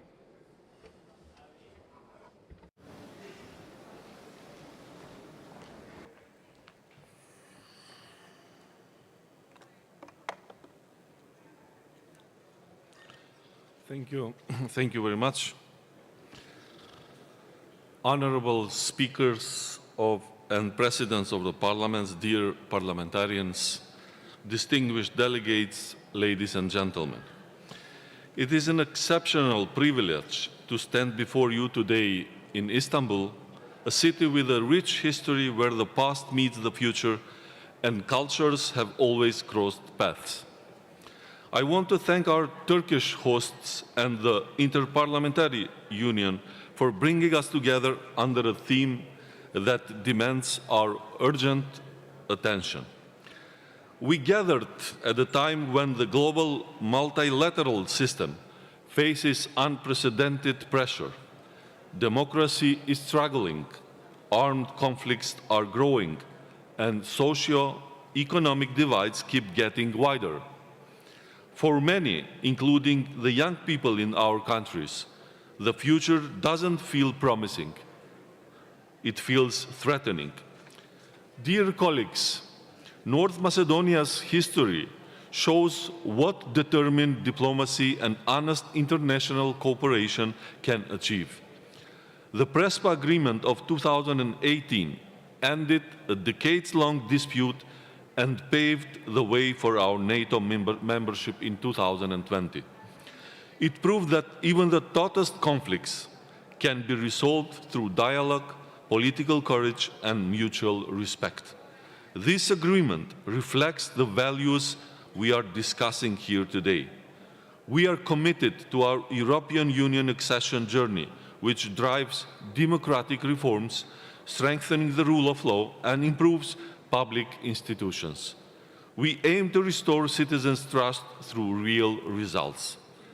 As President of the Assembly, I have made my mission to make our Parliament a genuine home for our citizens, not just a place for voting or procedure.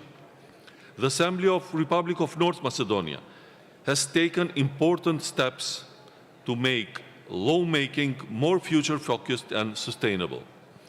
We have added impact assessments and consultative processes to our legislative cycle.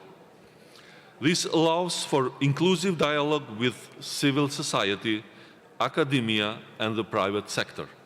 We believe that laws should be evaluated not just on their immediate effects, but also on the world that create for future generations. On digital transformation and artificial intelligence, our Assembly recognizes the responsibility of parliaments. We are strengthening the legal framework for digital technologies in line with EU rules and international standards.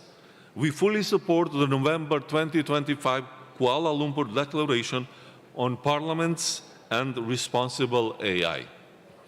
As AI technologies develop rapidly, parliaments must lead rather than follow. Governance frameworks must protect democratic principles, individual rights, and future generations' security from the risk of uncontrolled technology, including conflicts. Addressing the root causes of instability is central to our parliamentary agenda. North Macedonia has worked hard to reduce poverty and inequality, strengthening food security and tackle environmental issues like air pollution. Our Parliament has responded with stronger laws and increased investment in green energy. We understand that environmental and human security are linked. Regarding intergenerational justice, we see that only 2.8% of parliamentarians worldwide are under 30. This needs to be changed. Our Assembly is working to lower barriers to youth political participation and to strengthen dialogue across generations. We want the voices that shape our laws to reflect all parts of society, especially those who will face the consequences of today's decisions. Ladies and gentlemen, parliaments are not passive observers of the crisis we face today. They are institutions that turn citizens' hopes into laws, ensure accountability, and shape the future. The Assembly of North Macedonia is ready to enhance its interparliamentary cooperation, share our experiences, and learn from others, all for a more peaceful, fair, and sustainable world for future generations. Thank you very much for your attention.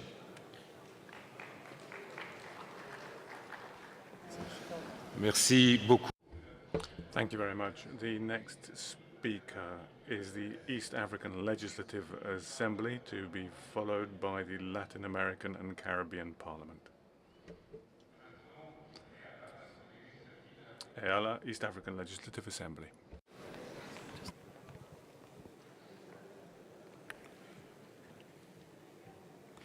Honorable colleagues, allow me to thank the Interparliamentary Union for bringing us together in Istanbul at a time when the world is facing serious questions about the future. We meet at a defining moment.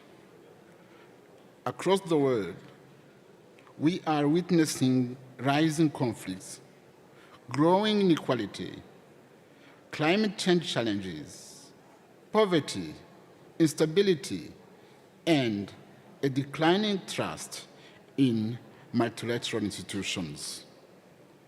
These are not isolated crises. They are interconnected, and they raise a fundamental question. Are we Are our governance systems fit for the future we are entering? In these uncertain times, hope should not just be an idea, but must now move from aspiration to implementation. Parliaments must not only legislate for today, but for the risks, technologies, and societies of tomorrow in order to prevent conflict, protect people, and create opportunities. For us at the East African Legislative Assembly, we strive to address citizen concerns through the cardinal roles of legislation, oversight, and representation. This constitutional role gives us a distinctive responsibility to ensure that laws we pass today remain consistent with peace, justice, and human rights tomorrow. Peace is not secured by security forces alone, not sustained through reaction. It must be proactively designed through a people-centered approach. Parliament's role, through this lens, should prioritize civilian protection and full respect for international humanitarian law, strengthen oversight and accountability mechanisms, and address root causes of insecurity, poverty, inequality, environmental degradation, food insecurity, and work services, while fostering inclusive governance so that communities feel heard and see public institutions deliver. We commit to enhancing parliamentary oversight on conflict prevention, embedding human security approaches, and ensuring accountability for violations of international humanitarian law.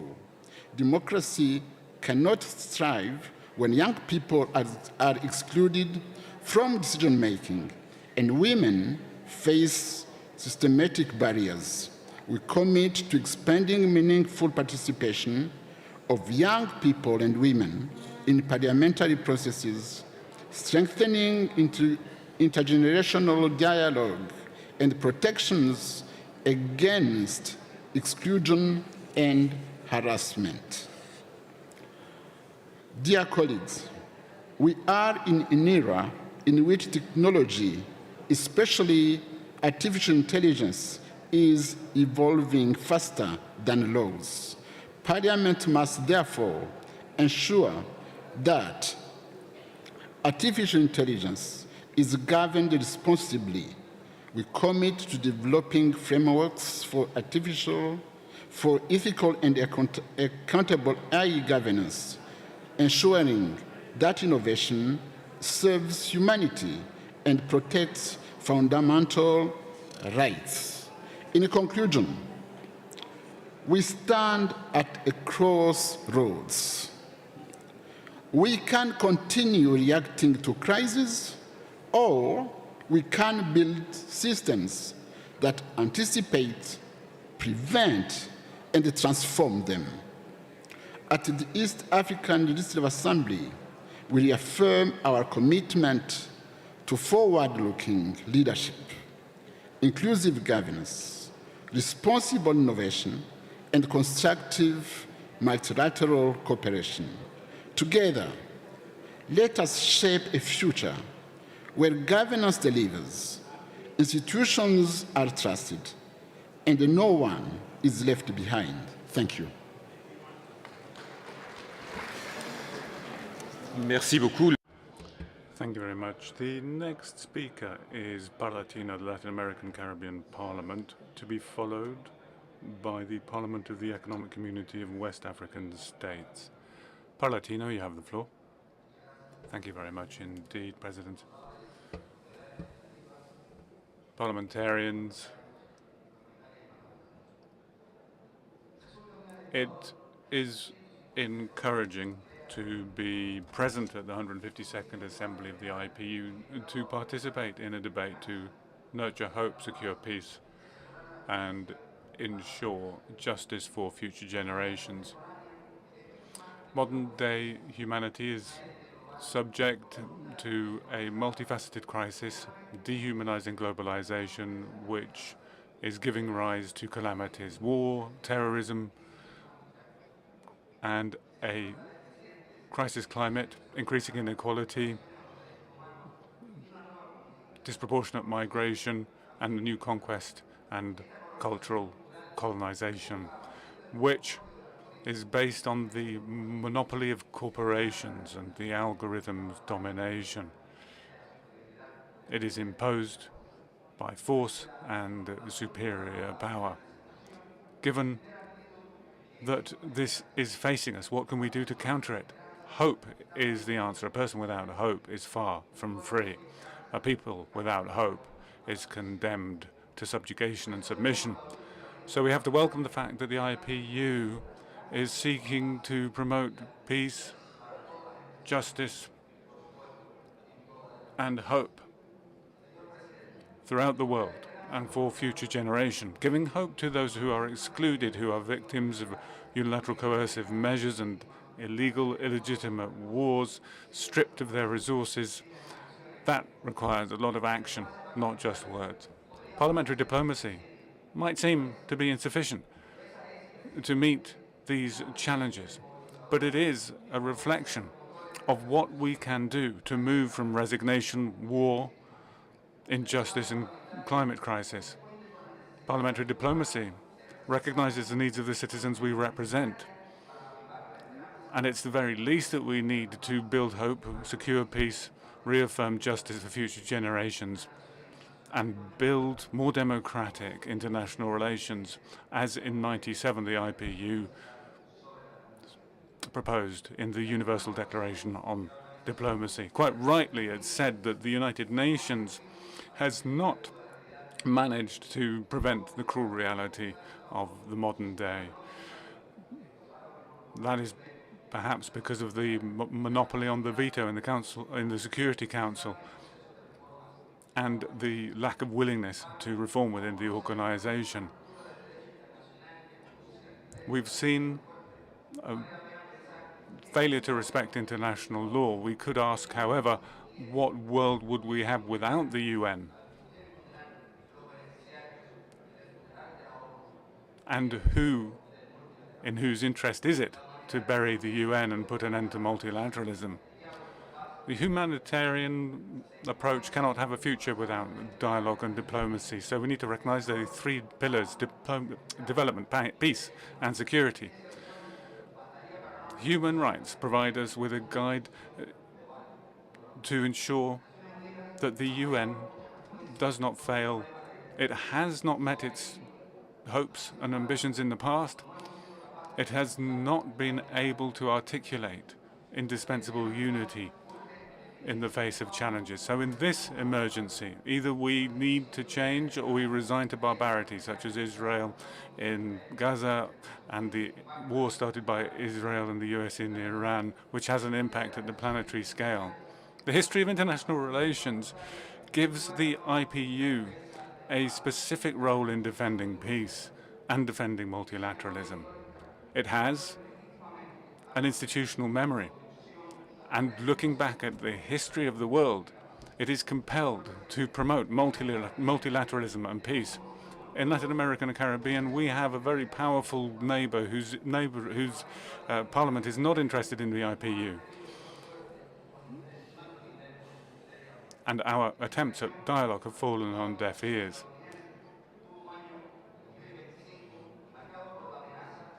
2025, that was a year that was marked by threats in many areas. In Latin America and the Caribbean, we recognize ourselves as a region of peace, but we saw in the beginning of the year the kidnapping of the Venezuelan president and a oil blockade on Cuba, which is something which could end in genocide. We share the same fate as the rest of humanity in Latin America and Caribbean, and we are willing to seek alternatives, including as a response to the climate emergency. So we've created an alliance for climate action and the fair transition, which incorporates parliamentary institutions, interparliamentary institutions from Africa, America, Asia, and Europe. My invitation to you is to join us in that network and to continue to contribute to the global governance to address the climate change through our parliamentary work. We welcome the re-establishing, or rather the establishing of the Green Fund Office with the support of the nation of Panama, and we look forward to the further promotion of the Parliamentary Charter for Climate Action in the Caribbean and Latin America. We've also created a special commission for the Caribbean so that we can recognize the specific needs as SIDS. In conclusion, President, my thanks to our hosts. The hospitality that we have received in Istanbul is outstanding. It is a reflection of the importance that Turkey attaches to dialogue, multilateralism, and diplomacy. Thank you very much. Thank you very much. Next speaker is the Parliament of the Economic Community of the West African States, ECOWAS. It will be followed by Mexico. ECOWAS, you have the floor.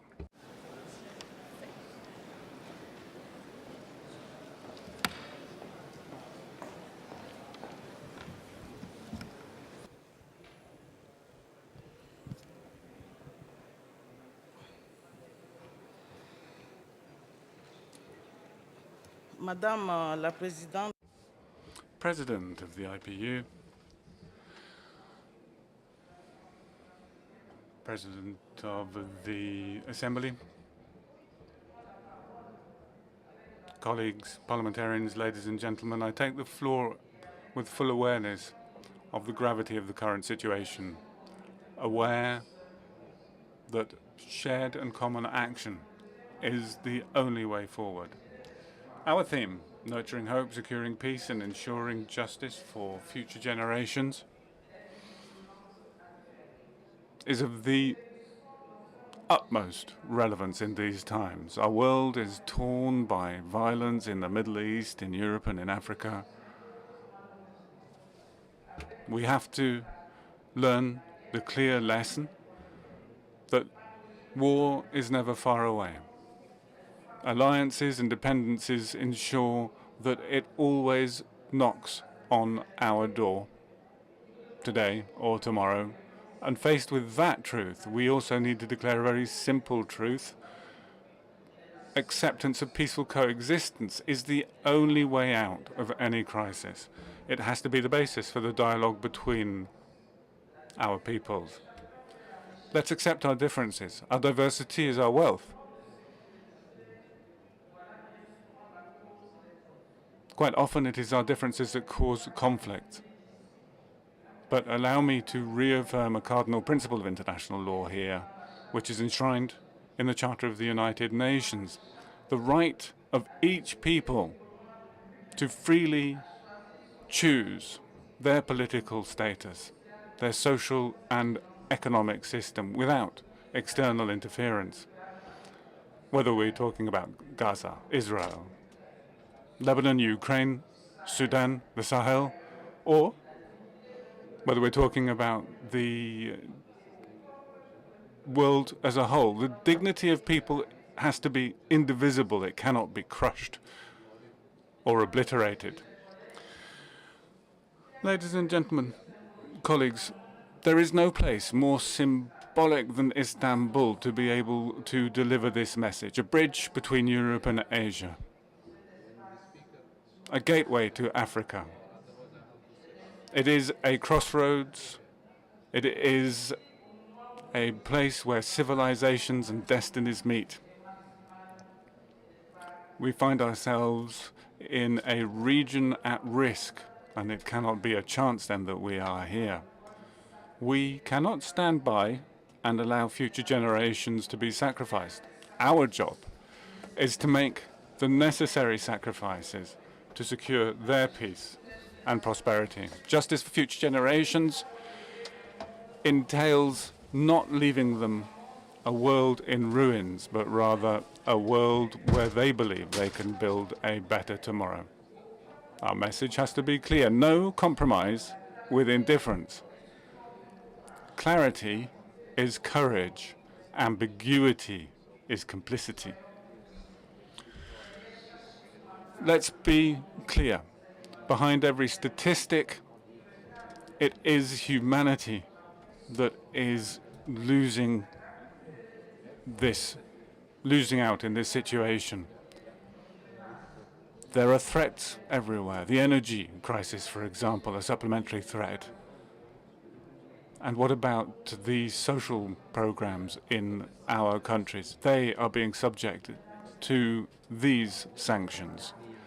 A proverb in Africa is that somebody who's seen a panther runs differently from someone who's only heard about panthers. Most of our leaders were not born when the world left behind it the horrors of the Second World War. However, we seem not to have learnt the lessons. Scars don't disappear, but memories fade. So let's be clear, no hope for peace is possible if we do not address these structural causes. Hunger, affecting 700 million people throughout the world, 9% of the entire global population. The climate emergency, laying waste to ecosystems. Artificial intelligence, which, without regulation, is a threat to peace and democracy. My exhortation to you is let peace be our war by effectively supporting diplomacy in a region in crisis.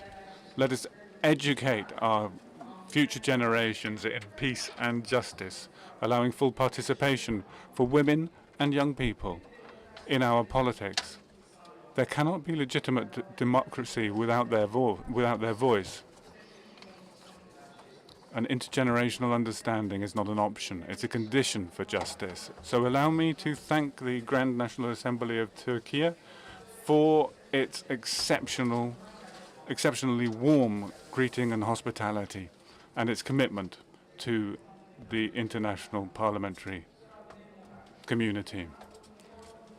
This is a memorable assembly. It's a time when we have collectively decided to make peaceful coexistence between people not a distant ideal, but a reality that we build together, that we build each day. Thank you. Thank you very much. The next speaker is Mexico, to be followed by the Arab Parliament. Mexico, you have the floor.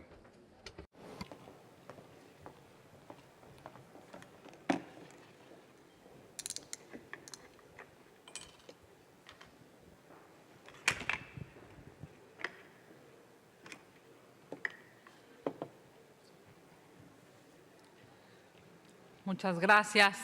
Thank you very much. Distinguished representatives of the parliaments of the world, today we are here to discuss a shared mission, strengthening dialogue to build common solutions. We, legislators, are a clear expression of the plurality of our societies. In our parliamentary houses, different interests converge along with diverse perspectives, and our greatest strength is in that diversity. In that diversity, it's possible to build agreements that last. The global context is marked by conflict, inequality, and social tension. Our responsibility is clear: promote understanding, consolidate dialogue, and strengthen cooperation with the shared objective of nurturing hope, securing peace, and ensuring justice. for future generations.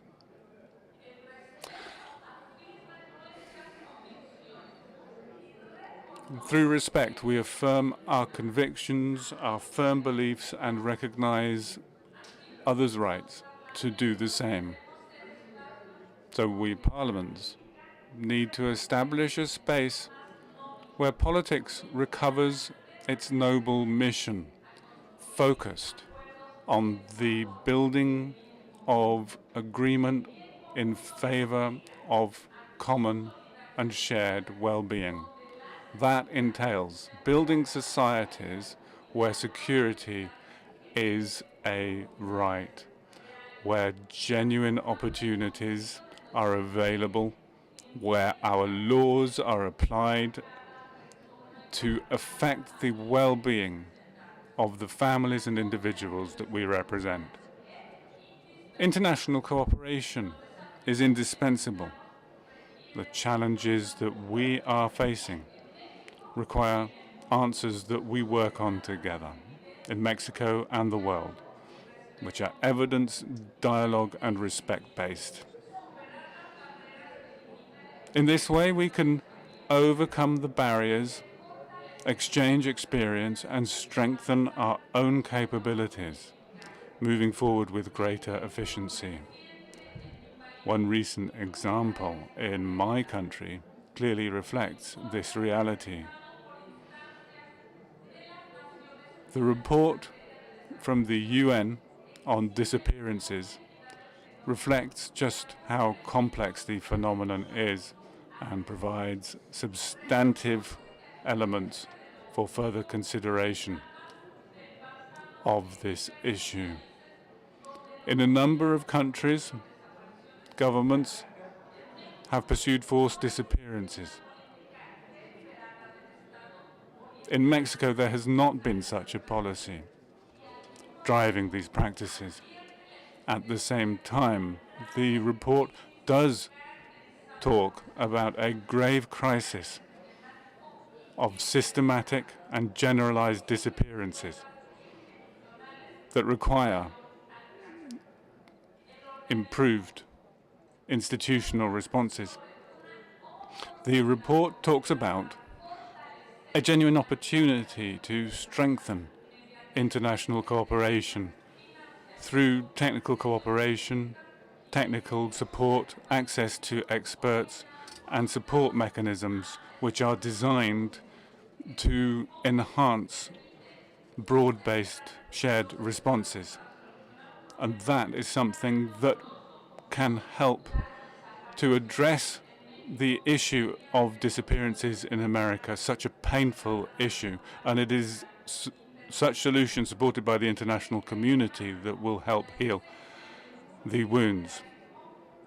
This is something that reflects the importance of multilateralism, the capacity to take an objective approach, to share resources, to collaborate in finding a response. And when we parliamentarians take that approach, we turn challenges into opportunities to build effective responses, build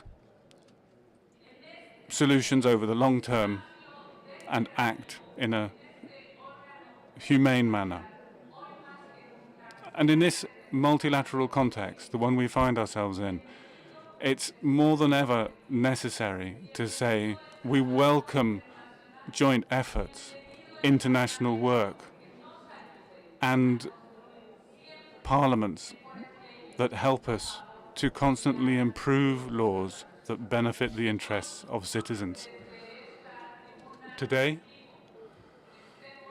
from this stage, I say to you that we work constantly in favor of those we represent, beyond ideology, beyond division, beyond confrontation. Today, what the world is expecting from us, ladies and gentlemen, is that we give results. And hopefully, this effort from here in the IPU will continue to bear fruit. On behalf of Mexico, thank you very much. Thank you, Madam. The next speaker is the Arab Parliament, that will be followed by the Mercosur Parliament. I give now the floor to the Arab Parliament.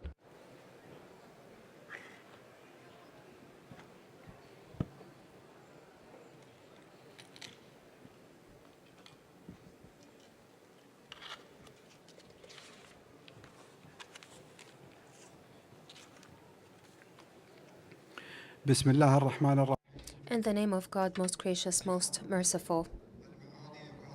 Excellencies, Presidents of Parliaments, and heads of parliamentary delegations, may the peace, mercy, and blessings of God be upon you. At the outset, I would like to express my sincere thanks and deep appreciation to our colleagues at the Grand National Assembly of the Republic of Turkey and the IPU for the excellent organization of the proceedings of these meetings, which are being convened amidst an extremely complex and sensitive international and regional context. Most recently, the Middle East region has witnessed serious security and military developments, which ended with reaching an agreement on a temporary ceasefire, which we hope will lead to a final and lasting agreement that ensures security and stability in the region. However, this development, despite its importance, cannot be separated from the broader context witnessed in the region of blatant attacks carried out by Iran against several Arab states as part of its military escalation, despite the extensive efforts exerted by these countries to prevent such a war from occurring. The most recent Iranian attacks, with their negative, dangerous, and cross-border ramifications, cannot be considered as isolated events. These represent a direct and systematic threat against the stability and security of a number of Arab states, namely GCC countries. In this context, any negotiations process that aims at containing this escalation or putting an end to its consequences will be doomed to fail unless the countries that are victims of these attacks take all part in a statement condemning the sequela of such attacks, so as to be able to have long-standing sustainable development and so that the legitimate rights of these countries are protected and preserved. In this context, the Arab Parliament calls upon national, regional, and international parliaments to shoulder their responsibility by clearly and unequivocally condemning and denouncing these blatant attacks and by rejecting any practices that undermine the sovereignty of Arab states or that jeopardize their peace, stability, and security. Any acts should be condemned, namely those that threaten the safety of maritime navigation. This must give the message of strong accountability that stops impunity and that prevent the recurrence of such attacks in the future. Excellencies, ladies and gentlemen, while we confront these challenges, another highly dangerous development has emerged before us, namely the adoption by the Knesset of the Israeli occupation of legislation permitting the execution of Palestinian prisoners. This is a precedent that blatantly contradicts the most basic principles of international humanitarian law. It is a crime. It is a violation of international legal principles, and this puts us before a responsibility that we cannot defer. The IPU is not only a platform for dialogue, it is an international legislative conscience that must act immediately to protect the bases and the principles upon which it was built. Therefore, we call upon the suspension of the membership of the Israeli Knesset to the IPU because any parliament that legalizes the execution of prisoners cannot be welcomed here. Second, we call for the formation of an international parliamentary committee that is affiliated with the IPU and that is specifically tasked with following up on this issue. In conclusion, I assure you that history does not remember unclear positions, ambiguous condemnation. It rather memorializes moments where conscience prevails over silence and justice over hesitation. Today, the choice is clear. Either we rise to the level of this responsibility or we leave a vacuum to be filled by chaos and violations. Thank you for listening, and may the peace, mercy, and blessings of Allah be upon you. Merci. Many thanks. Our next speaker will be the Mercosur Parliament, to be followed by Afghanistan. The Mercosur Parliament has the floor.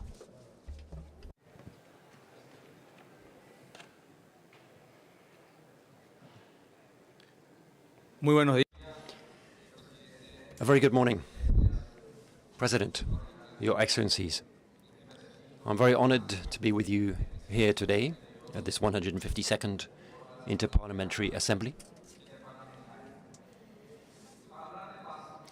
I'm very honored to talk to you about peace, a theme which should be easy to talk about. But actually, talking about peace isn't quite so easy. It's not easy to talk about peace when we see missiles launched on friends and civilians. It's not easy to talk about peace if you put yourself in the shoes of those who 24 hours a day are hearing alarms, alerts, and seeking shelter. I'm not justifying war. On the contrary, I abhor war. I come from a country that suffered from the scourge and pain of the consequences of war. My country was devastated, but it rose up thanks to its women. I don't think peace can be achieved with speeches alone. Peace needs to be worked on a daily basis. It must be sustained with the most important resource that we have, humanity, the only renewable resource that we have, dialogue. Thanks to the blessings of God and the support of my colleagues from the Republic of Paraguay and Argentina, Brazil, Uruguay, and Bolivia, I'm lucky enough to represent a regional bloc, the largest in South America, which brings hope to more than 300 million people, the Mercosur Parliament. We believe that in order to secure peace and the sustainable democracies that we want to have, we need to strengthen our institutions. That's the only way of holding leaders accountable, of sustaining this balance that we have among the differences that we have among our bloc. So we want to secure growth, create spaces for dialogue, and integration within and beyond our region. It's no coincidence that we find ourselves today in this wonderful city of Istanbul, a city that brings us unity, a symbol of peaceful coexistence and the link between two continents. I think it's a clear signal, a clear message that we are sending out, meeting here in Istanbul. And I'm very grateful for the invitation. And I welcome the fact that we can discuss, try to build bridges to try to secure the peace that we all want. Thank you. Merci beaucoup. Thank you. Our next speaker will be Afghanistan, who will be followed by the International Parliament on Tolerance and Peace. Afghanistan has the floor.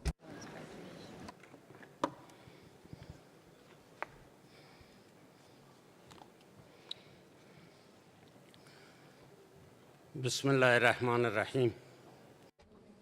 The name of Allah, the most merciful. Honorable Speaker, distinguished members of the delegation and esteemed parliamentarians, it's a privilege to address you today within the framework of this interparliamentary meeting on the important theme, securing peace and ensuring justice for future generation, a theme that reflects the fundamental needs of the people of Afghanistan under present circumstances. For nearly 5 years, Afghanistan has been navigating a unique, complex, and sensitive situation. Our people continue to face significant economic, social, and humanitarian challenges, diminished employment opportunities, restricted access to essential services, and the growing vulnerability of various segments of society are among the pressing realities that demand serious attention. In such a context, adopting a pragmatic, engagement-oriented approach focused on identifying workable solution is not merely desirable but essential. Distinguished participants, the progress and stability of any society are linked to access to fundamental opportunities, for most among them education. Ensuring access to education for all segments of society, including girls, is not only a basic necessity but also sustainable development and national self-resilience. Expanding access to quality education can play a pivotal role in poverty reduction, human capital development, and the strengthening of social trust. Equally critical is the improvement of the population economic condition, job creation, support for the private sector, and the provision of the conducive environment of all key measures that can enhance livelihoods. In this regards, regional and international cooperation in support of Afghanistan economy will be both constructive and indispensable.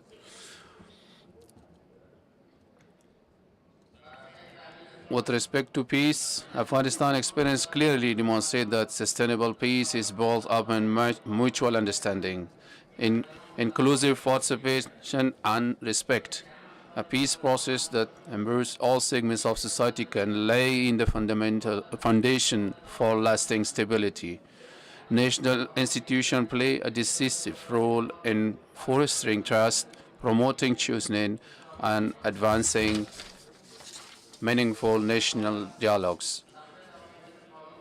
In the domain of justice, strengthening the rule of law, ensuring transparency, and guaranteeing equitable access to fundamental rights are among the foremost priorities. Justice is realized when all members of society, without exclusion or marginalization, recognize themselves as integral to the national fabric. Dear colleagues, the role of women in Afghanistan society, as in all societies, is both significant and, given the current context, creating appropriate conditions for the gradual and meaningful participation of women in educational, social, economics spheres can contribute sustainably to social choosing and accelerate development.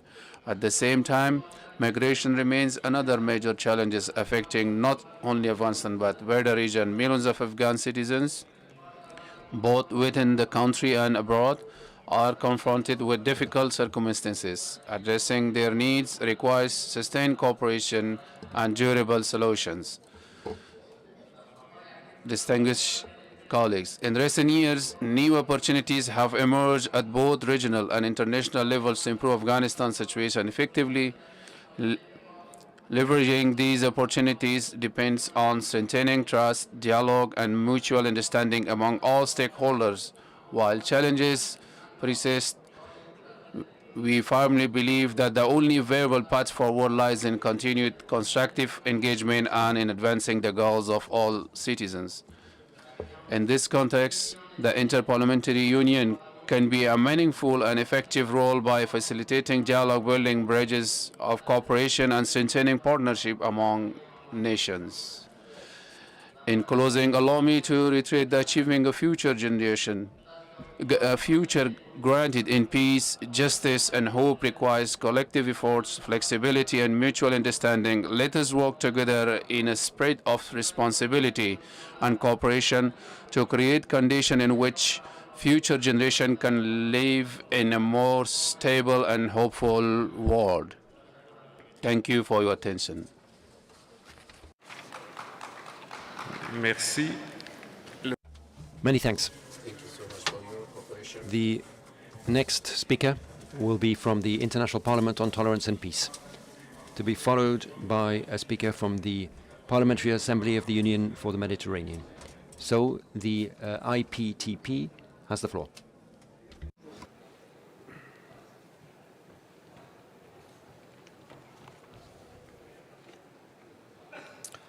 Thank you. Thank you, Mr. Chair. Bismillah ar-Rahman ar-Rahim, Ma'ali Rais al-Jam'iyya. In the name of God, most gracious, most merciful, Your Excellency, President, ladies and gentlemen, dear guests, may the peace, mercy, and blessings of God be upon you all. I would like to extend our deepest gratitude to the Republic of Turkey and its parliament for organizing this honorable assembly. Ladies and gentlemen, it is my honor to speak to this August Assembly of the IPU, a platform that continues to consecrate its position as one of the primordial pillars of international parliamentary diplomacy, dialogue, and international cooperation in our contemporary world.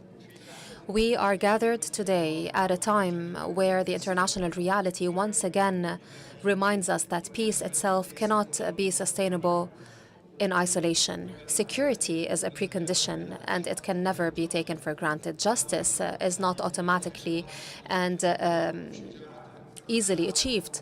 All of these goals require meaningful cooperation and close adherence to international law. The theme for our general debate, strengthening hope, preserving peace and justice for future generations, reflects our moral responsibility.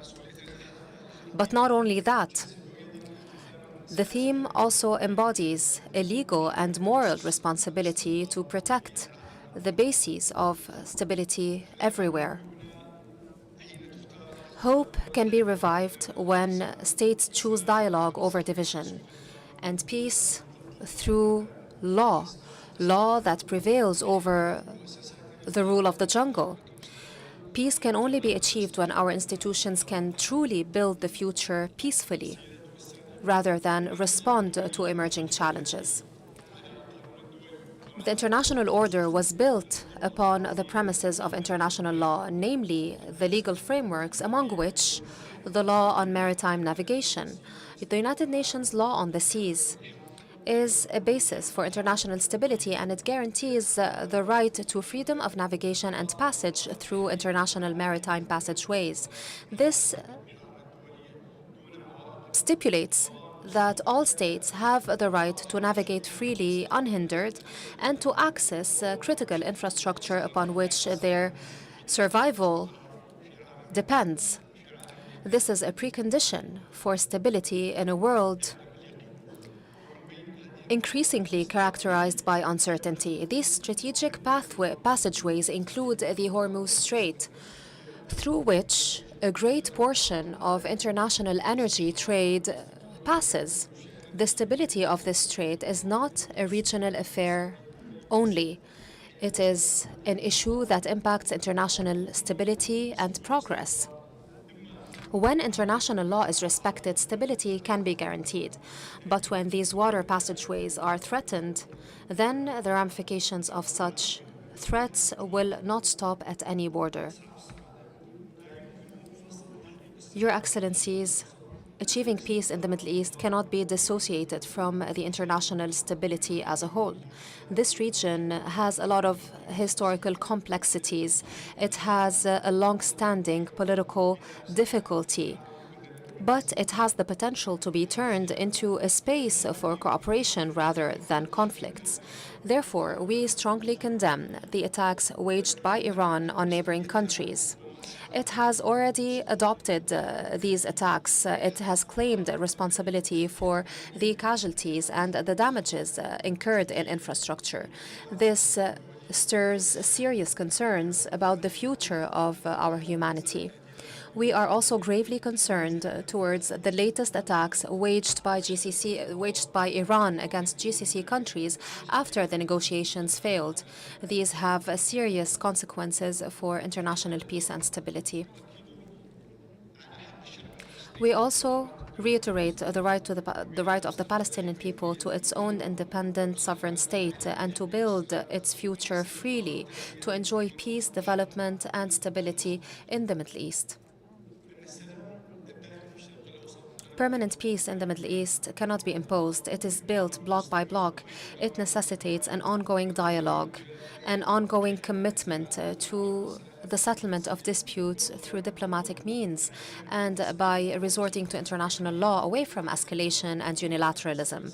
It requires a real political will that considers that our joint and common interests must prevail over our individual interests. We also underline the right of the Lebanese Republic to exercise its authority on all of its territories and to be protected from any international or external interference, because this is the only guarantor of the interests of the Lebanese people and its right to self-determination and sovereignty on its own territories.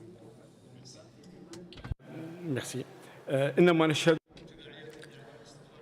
The consequences that we are witnessing with our own eyes as a result of instability further confirms that resorting to international laws is the only way to achieve peace, equality, and stability. This is a precondition for investment, development, and prosperity, and this is when hope can truly become tangible. Thank you. Thank you very much. Our next speaker will be from the Parliamentary Assembly of the Union for the Mediterranean. And after that, we'll have completed the list of speakers, and we'll move on to our second list, which are the first speakers from delegations, and then we will begin with Brazil. So here is the Parliamentary Assembly of the Union for the Mediterranean.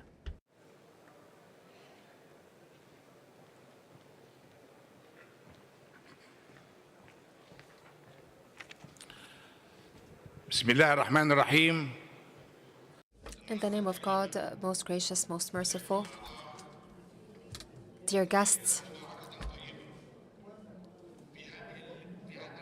may the peace and blessings of God be upon you today at a historic moment that our region and the world are going through. The IPU has selected a very important theme for its general debate. It has already been discussed at length by most of you, but we still wonder, what are our peoples expecting from us? The answer is too much. And what's next? What is the next step that we will take after all of these speeches, these flowery statements that we just gave? What can we still offer our peoples after the failure of an international system that is unjust? What can we offer our peoples? Should we give them more promises, or visions, or ambitions? Or should we give our citizens and our peoples a joint vision around which all the parliaments of the world can rally? A vision that would be devised by the IPU to redress all the wrongs of our history. Ladies and gentlemen, this is our responsibility, and if we dodge this responsibility or fail to discharge it, then the dangers that lie ahead will spare no one. I assure you that the turmoil in the Middle East, in its north, its south, and its middle, is very dangerous, as it will spill over the borders of this region to reach every family in every corner of the world. Ladies and gentlemen, we must learn our lessons. Stability cannot be built without justice, and any attempt to dissociate security from rights, the legitimate rights of peoples, is doomed to fail. Contemporary wars are borderless. What's happening in Gaza or in GCC countries does not only reflect upon the peoples of our region, but impact food and energy prices and cause instability everywhere.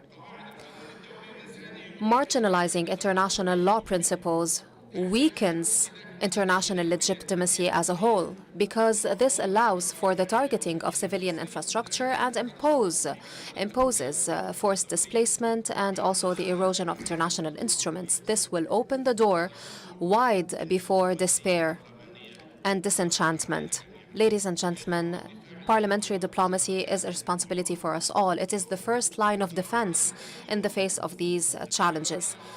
In light of these lessons, I call upon you to stand as one and to raise your voice to reach every corner of the world. Stop war, stop escalation. This must be a call for a sustainable ceasefire in Gaza with a process for peace governed by the United Nations Security Council with the participation of the IPU and any other international multilateral organization in order to implement the Sharm el-Sheikh Declaration brokered between Egypt, Turkey, and other friendly states. This is the ceasefire agreement that stopped the fighting. But what's next? Things are moving extremely slow, and it seems that there isn't really a will to further implement the agreement. Now we need the implementation process to go forward. Israel and the Palestinian authorities must abide by their commitments. The Gaza Strip must be rebuilt through a transparent process engaging all countries of the Middle East as well as international financial institutions so that relief efforts can turn into a comprehensive program for development and growth. Ladies and gentlemen, you are not without knowing that these ambitions must include us all. We must all be involved in devising a common vision for our future. We must use a new language when we speak to the world, even if this needs reconsidering the international order and the international system, namely the United Nations. We must go back to what we agreed upon 70 or 80 years ago and revisit the entire UN architecture. We must say that a veto in the hands of one member state can break down the agreement between 180 other states. This is not fair. Where is the true representation of developing countries at the Security Council? There isn't a representation really for those countries. This is an imbalance in justice. And this is the first nail in the coffin of justice. Development and stability cannot be achieved without true justice and fairness. Stability and security cannot be achieved without the respect of international law and equality. I will not take much longer, but I would just like to tell you that we need an international program that is implemented under the sponsorship of the IPU, bringing together all parliaments of the world in order to achieve the goals that we aspire for. Thank you.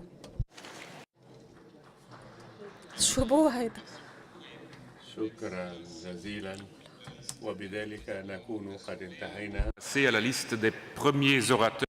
Thank you very much.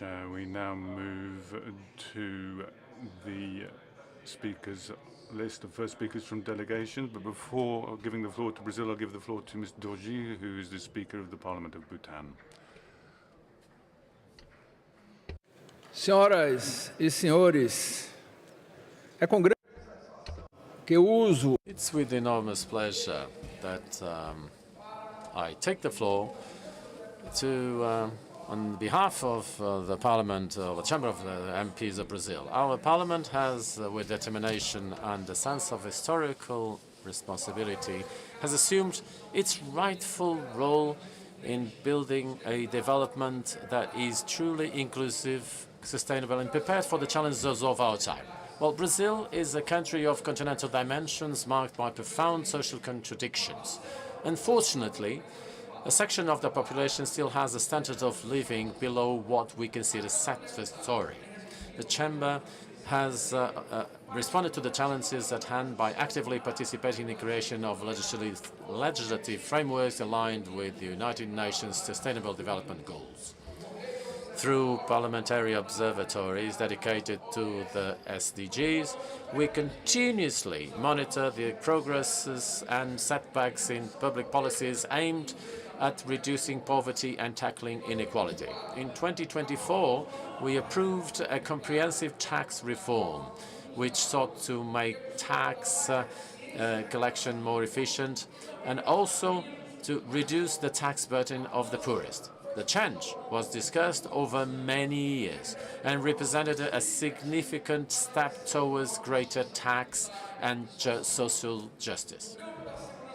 In the field of food security, in 2025, the Parliament approved the bill establishing the national policy to combat food loss and waste. This is a cross-cutting legislation that operates across the entire production chain, from harvest to table, with the aim of ensuring access to food for the most vulnerable populations. In addition, measures were approved to expand school feeding programs and encourage the institutional purchase of products from family farms, thereby simultaneously strengthening food security in cities and generating income in the rural areas. Environmental issues also occupy a central place on the Brazilian legislative agenda. The Parliament has been debating in depth the alignment of the Forest Code, the National Solid Waste Policy, and the regulatory frameworks on land use and water resources as we are convinced that productivity and environmental conservation are not conflicting objectives, but complementary aspects of the same vision for the future. Finally, I cannot fail to address disruptive technological challenges or changes. Artificial intelligence and digital platforms are transforming economies, cultures, and democracies. Bills regulating these technologies are currently being before the Parliament, including bills dedicated to artificial intelligence and initiatives on digital markets, seeking to ensure that innovation serves the public good rather than the concentration of power. Internally, through initiatives such as the Hacker Lab, we are incorporating these technologies to enhance transparency and public participation in legislative processes. Ladies and gentlemen, the Brazilian Parliament does not ignore these challenges, nor does it shy away from them, legislating responsibly and with an eye to future generations. This is our contribution to the development that Brazil and the world need.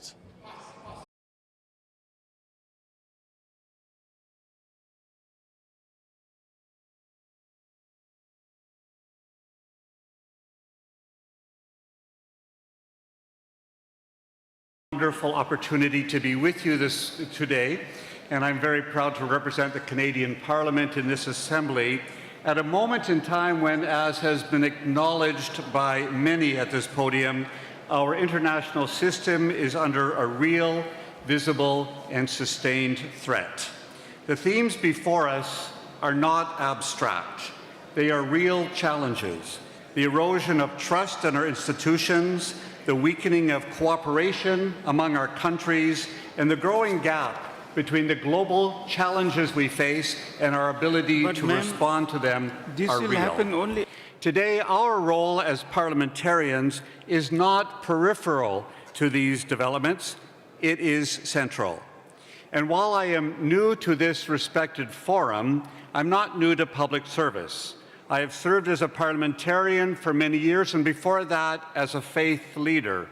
And as such, I know that our work in public service, at its core, is built upon constructive change through engagement, through dialogue, through accountability, and through institutional cooperation. You might have noticed I'm not a young parliamentarian.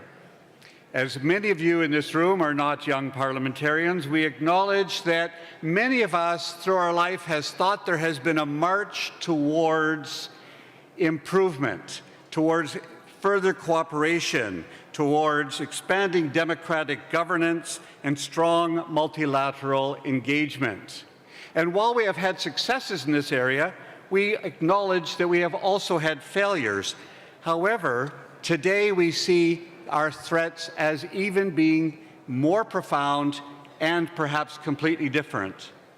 Our world is facing a rupture, and we're particularly concerned that the foundational principles, the rule of law, the international rules-based order, the respect for each other, and traditional norms of diplomacy have been shattered. And at this moment, we as parliamentarians must step up even further. Our role is more important today than it has ever been, I believe, in our planet. That does not mean that state governments do not have an important role. That does not mean that multilateral institutions do not have an important role. But by our very existence, by our virtue as parliaments, our role is important. We are at our core people who speak and listen to each other. And as we gather at this august body, as we come together as parliaments, our job is to cross through barriers, cut through structures and barriers that would stop us from engaging with each other. Parliamentarians in this room, in the hallways and in the committee rooms, will establish friendships, will establish norms of engagement, and will offer constructive criticisms and opportunities for us to each engage with each other and to create space in our world for further opportunities for all. As has been said repeatedly, peace is not simply the absence of conflict. It is about opportunity for all. It is about opportunity for young people, for women, for minorities, for engagement. Can I have a glass of water, please?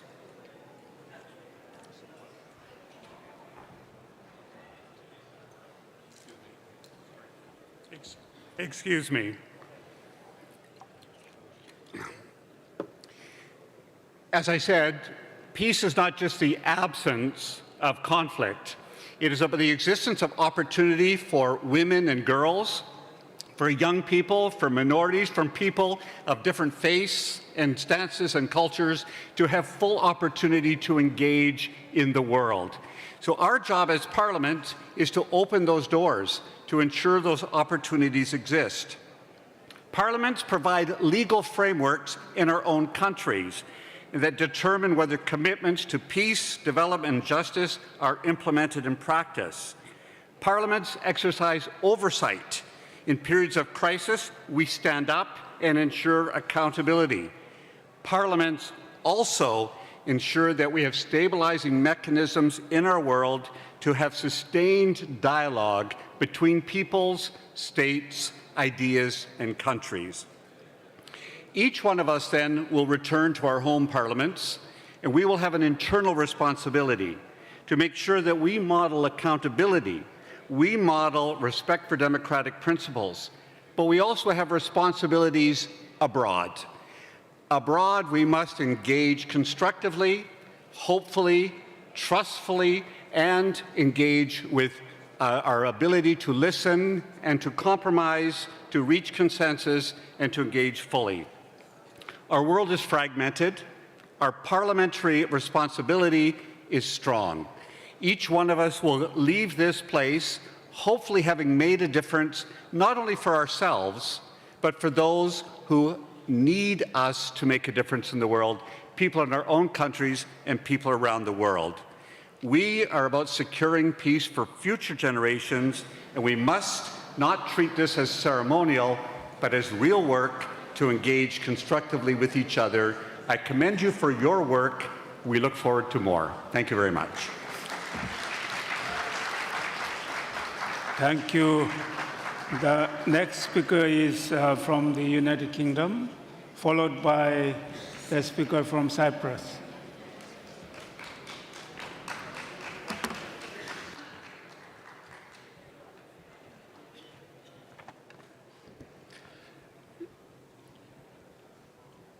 Dear colleagues, may I start by thanking our hosts here in Turkey for looking after us this week.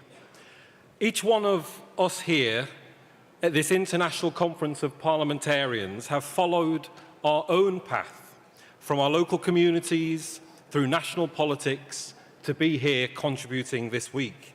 And with the international order faltering, under enormous strain, it feels right to draw some lessons from home. And for me, that's as a Labour MP, a son of the City of Liverpool, and the British trade union movement. So I hope you'll forgive me if I draw a little on my political heritage. In 1900, the Trade Unions Congress organised a conference in London, where 129 trade unionists and working class activists voted to establish a distinct Labour group in Parliament, which could form a united front to promote legislation in the direct interests of workers. And over the subsequent years, this loose coalition of working class legislators became the party I have the privilege to represent in Parliament today. That, like now, was a time of great international uncertainty. But these railway workers and miners from the industrial heartland of Britain looked to their country's legislature, not because of blind faith in the perfection of democratic institutions, but because they understood that those institutions were the most legitimate arena in which to contest the conditions of their lives. They were not naive idealists, they were practical people who had looked at the world and decided that the best way to change it was to work within the structures it had produced, while never abandoning the ambition to reform those structures from within. So I offer that story as a frame for the conversation we're here to have today. The theme of this assembly, nurturing hope, securing peace, and ensuring justice for future generations, speaks to the highest aspirations of international parliamentarianism. But beyond aspiration, its fulfillment demands honesty about the world as it really is today. The multilateral institutions we rely upon are under extraordinary strain. 80 years on from the founding of the United Nations, we are watching wars spread across the globe, each time with no Security Council resolution capable of commanding consensus, no clear legal mandates, and no obvious off-ramps. And in this era of world power rivalries, if we want to secure the basic principles of the international order, the rule of law, of sovereignty, then we must condemn Iranian attacks on our allies in the Gulf. And we must call for the Strait of Hormuz to be opened. And we too stand with Ukraine against the illegal invasion of Russia. The UK government's refusal to participate in offensive operations against Iran was not a failure of nerve, but it was grounded in the fundamental belief that a government's primary responsibility is to act in the interests of its citizens that it represents.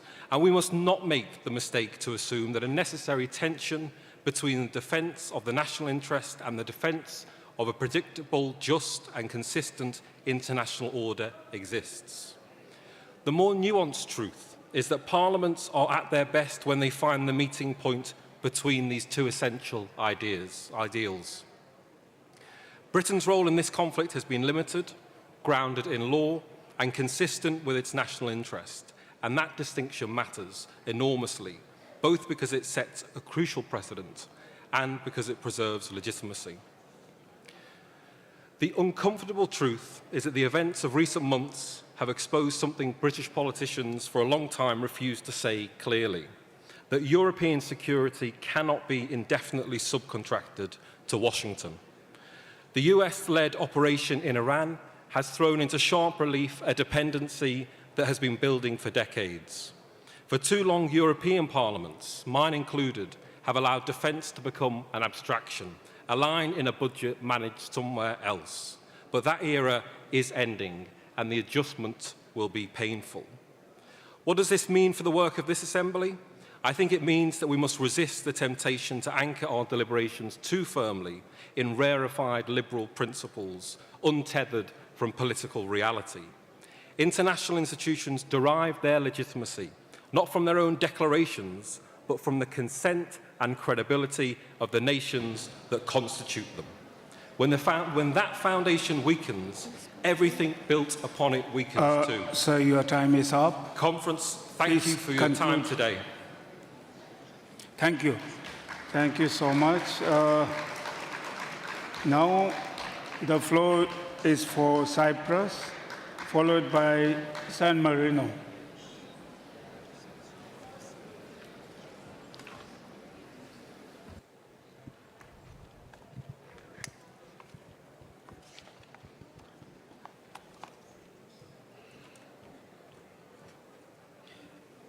Dear colleagues, 8 decades after the founding of the United Nations, we face a perfect storm of crises, geopolitical and democratic instability, inequality, and the accelerating impacts of climate change.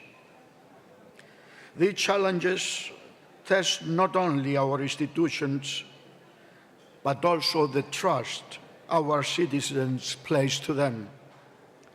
Parliaments have a central role in restoring confidence through responsible budgeting, effective oversight, and legislation that balances economic growth with social cohesion. At the same time, we cannot ignore the impact of the emerging technologies. Artificial intelligence presents both opportunities and risks.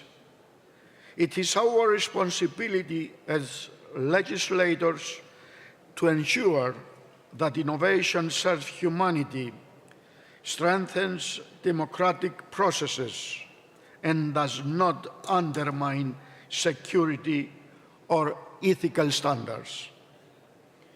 For my country, Cyprus, the call to secure peace carries particular weight.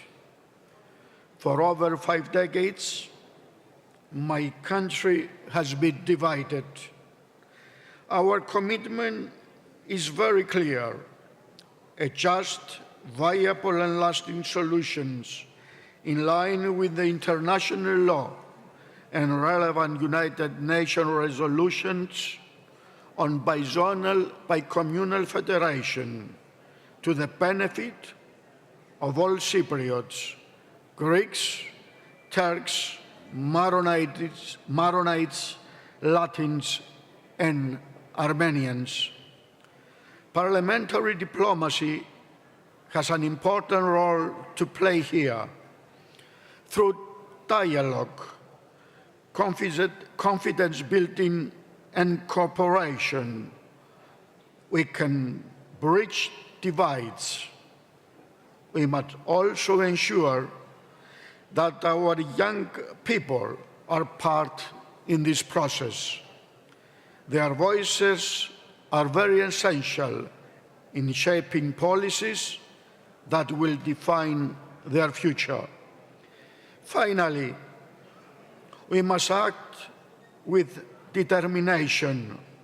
We must strengthen our institutions, reaffirm our commitment to international law, and work collectively to build a future defined not by conflict and uncertainty, but by peace, dignity, and hope. Thank you for your attention. Thank you. And the next speaker is from San Marino, followed by Sweden.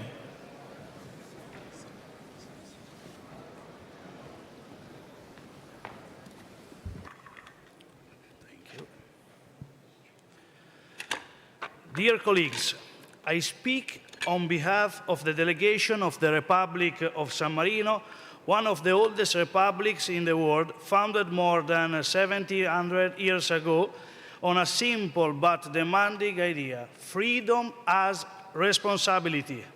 Today, we speak about hope, peace, and justice for the future generation in a time that, honestly, is full of uncertainty. There are still wars near Europe and in the Middle East, growing global tension, and new kinds of conflict linked to technology. The world feels more unstable, more uncertain, more fragile. But the biggest risk is not only conflict, it is getting used to conflict. It is losing our vision. And let me say this clearly. Today, too often, political choices are guided more by markets than by the dignity of people.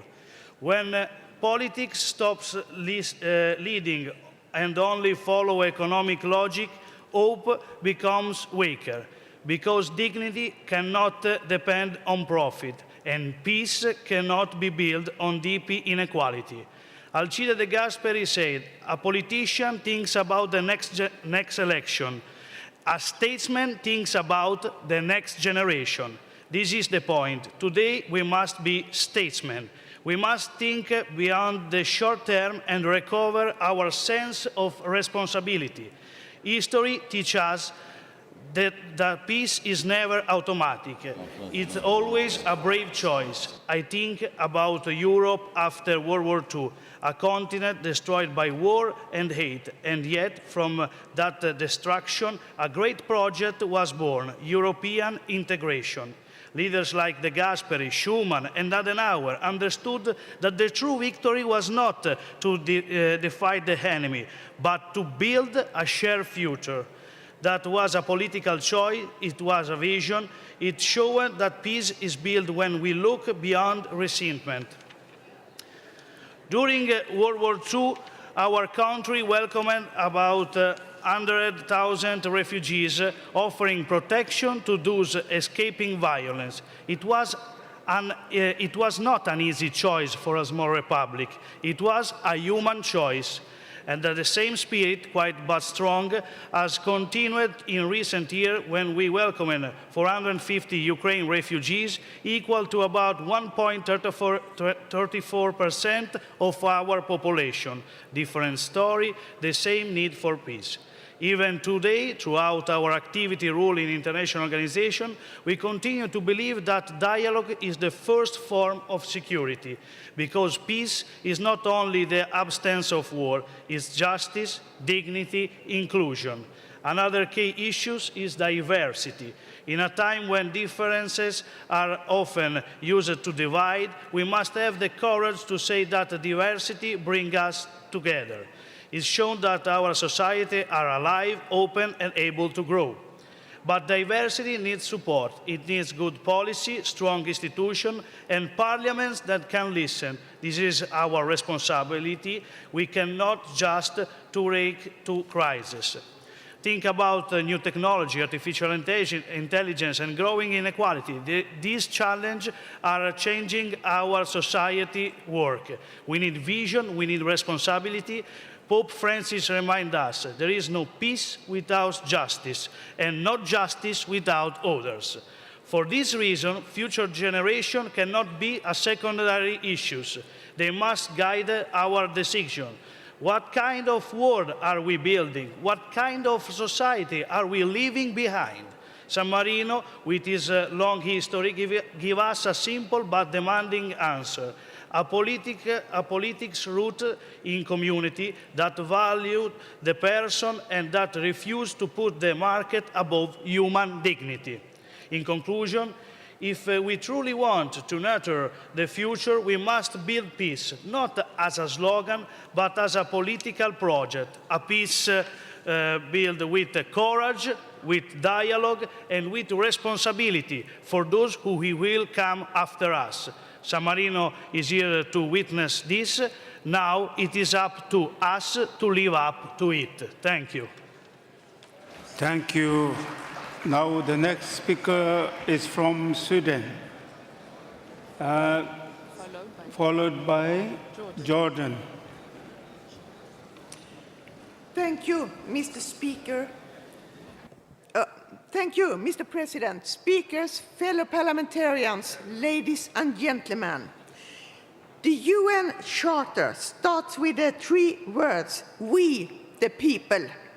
It should come as no surprise to this audience that we, the members of parliament, lay claim to a special relationship with the United Nations. Indeed, we have a unique legitimacy to speak on behalf of the people in our capacity as elected representatives, as elected members of parliament. Dear colleagues, we live in a time of dramatic change, conflicts, and upheaval, times when different value systems and interests are on collision with each other. In times like these, when great powers are trying to impose their will on smaller states through threats and violence, we need the United Nations more than ever. We need the United Nations to function, to perform as it was intended by its founders after the Second World War. As a Swedish parliamentarian representing the 7th largest donor to the United Nations systems and a firm believer that the rule-based order benefits all of us, benefits the whole world and its population. Large or small country, women and men, young and old, it doesn't matter. We need United Nations. I still recognize the need for UN reforms. The UN Security Council is one example of a need of reform. The UN Council reflects the situation in the world back to 1945. Since then, there have been a lot of changes. Key players in maintaining peace and security today and in promoting human rights and development around the world, they should have a place around the security table at the UN headquarters, regardless of the situation in 1945.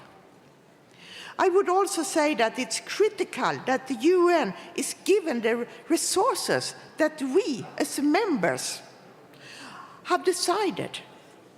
Member states should pay their fees in time and in full.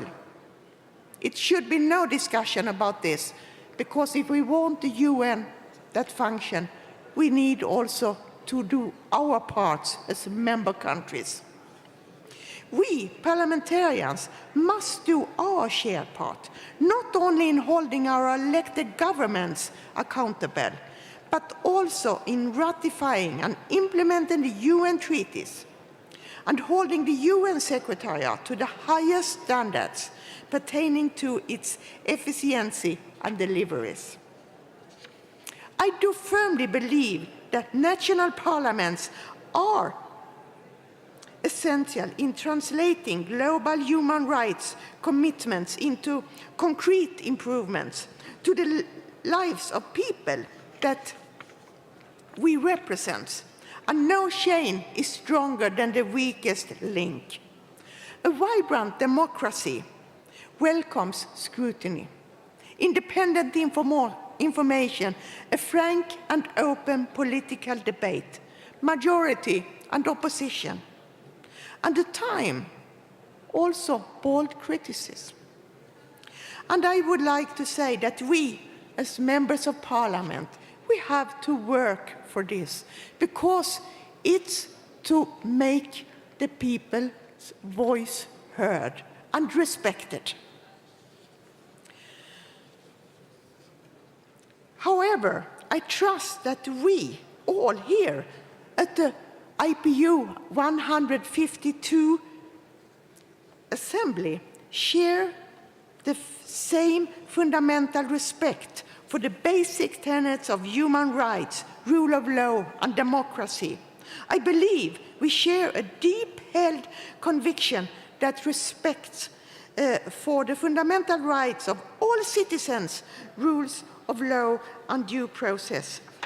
And time is running out, but let me say that Russia's brutal war of aggression against Ukraine has been ongoing for almost as long as the First World War and has taken place parallel to a violent crackdown of Russia's opposition, where opposition leaders have been killed, poisoned, and imprisoned. The war in Ukraine is not only a threat against Ukraine, it's a threat against the world-based order. It's a threat against the food production. It's a threat against the climate. It's a threat that all of us should take serious, and I ought Russia to stop its violent war as soon as possible. I would also, Mr. President, just like to say that the current situation in the Middle East is very worrisome and it's need to find an end, and here we need United Nations. Thanks a lot, Mr. President. Thank you so much. Now the next speaker is from Jordan, followed by Japan. Thank you.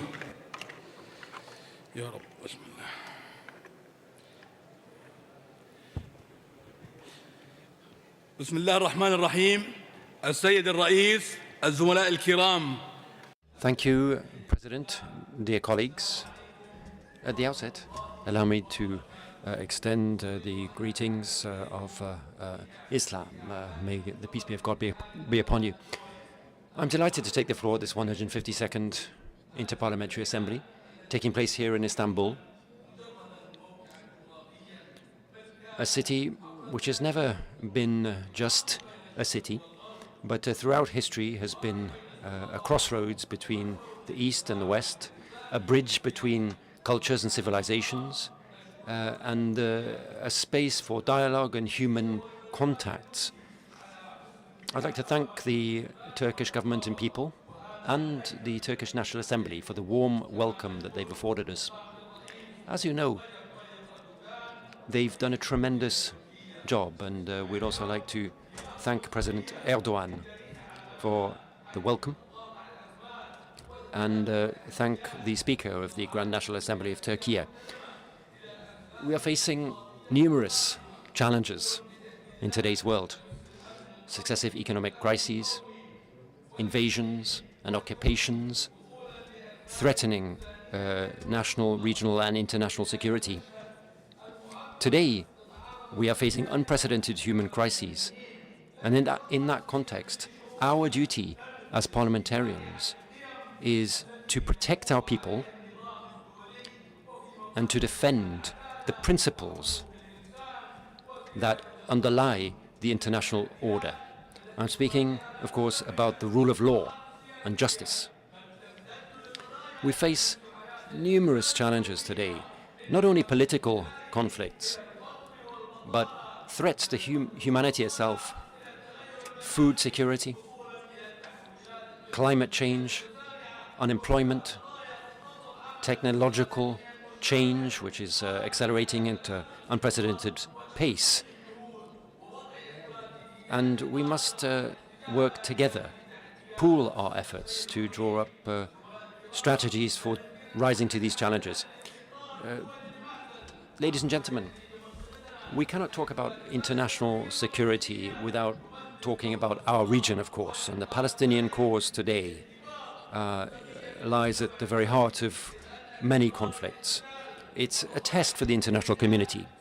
Occupation continues, repression, and there is a political aspect to all of these conflicts. That's why our region is a source of continuing conflict, and unfortunately it may continue and spread. We cannot simply stand by and watch what Israel is doing. Systematic and serious crimes continue to be committed against the Palestinian people in the Gaza Strip, in the West Bank, of course. And the impact of that is being felt as well in Lebanon and other countries around the region. What happened in Gaza is a genocide, a human tragedy. Massacres have been carried out of civilians. These people have been targeted systematically in violation of international humanitarian law. The West Bank is seeing an escalating crisis today. The situation is critical, and this reflects a clear policy of occupation which they are trying to impose by force. The war machine continues to operate, flouting international humanitarian law, international rules, and the resolutions adopted by the international community. That policy is from an outlaw organization, entity which doesn't respect law or humanity. They have been completely unaccountable, and they are now trying to impose their narrative on the world as well. Just look what they are doing. They are committing the worst atrocities and ethnic cleansing. In Jordan, we denounce those massacres and those crimes. We must stop this continuing aggression. Otherwise, it will escalate and it will spread to the whole region. They are trying to impose the status quo. There is a risk of mass displacement. Israel is continuing with this operation, and His Majesty the King of Jordan has called on many occasions for the need to pool our efforts and speak up to defend the inalienable rights of the Palestinian people. We must try to encourage the international community to act. 5 minutes. I have 7 minutes. Everybody, he calls 5 minutes. Why 5 minutes? You have 5 minutes. Everybody, he speaks 7 minutes. I want to speak 7 minutes. You have 5 minutes. Your time is up. Please, I have more time. Your time is up. So please, follow the statutes of the IPU. So you will have 3 minutes, please. 3 minutes, please. I'll give you 1 more minute. Please. 2 minutes? 1 minute. 2 minutes, please. 1 minute. بلش عد قبل ما تعطيني. السيد الرئيس لقد كان موقف الأردن بقيادة جلالة. President, Jordan's position has always been the rightful one. We've always been moderate. We simply seek security for the region. Other stakeholders are trying to escalate the situation, but we are making diplomatic efforts to try to defend stability and to try to defend the Palestinian people.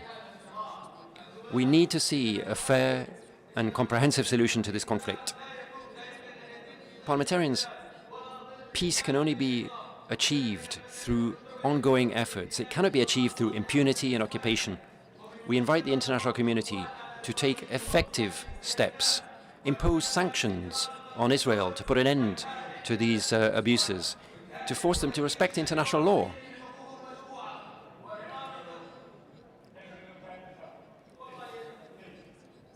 The Palestinian people must enjoy their rights. No, you'll have to follow the time. Sorry. But I only had 5 minutes. Everyone else had 7 minutes. I will send in an official objection. Thank you. Now, we have the speaker from Japan, then followed by Kenya.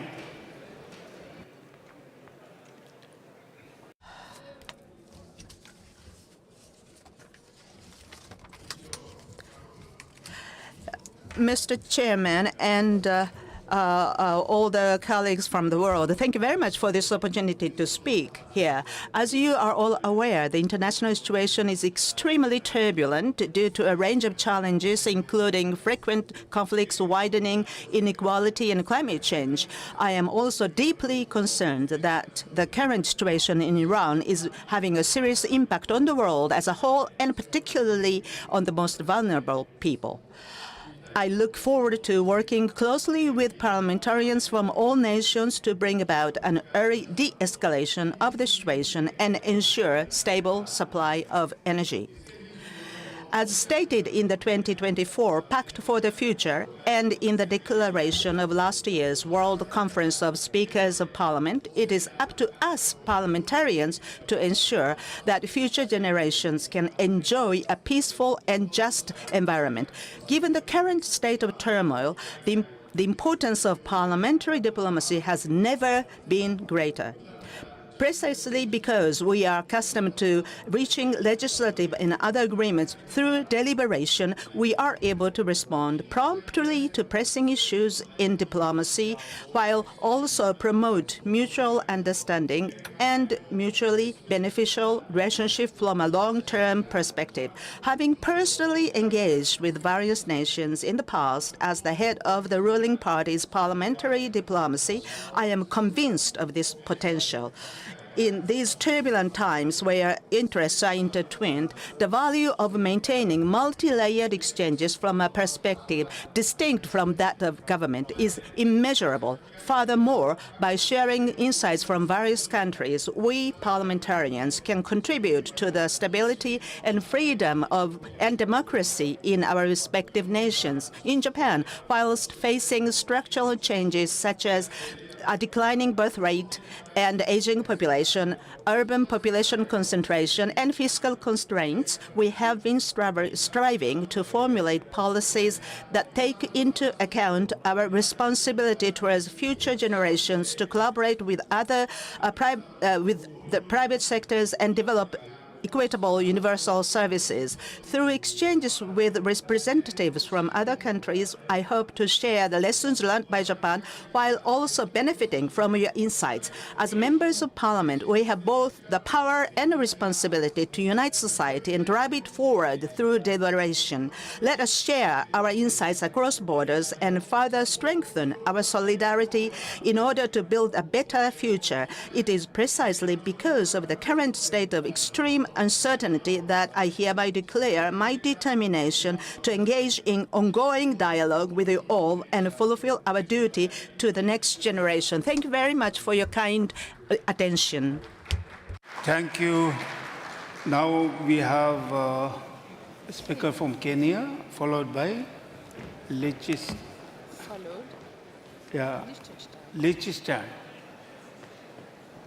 Difficult.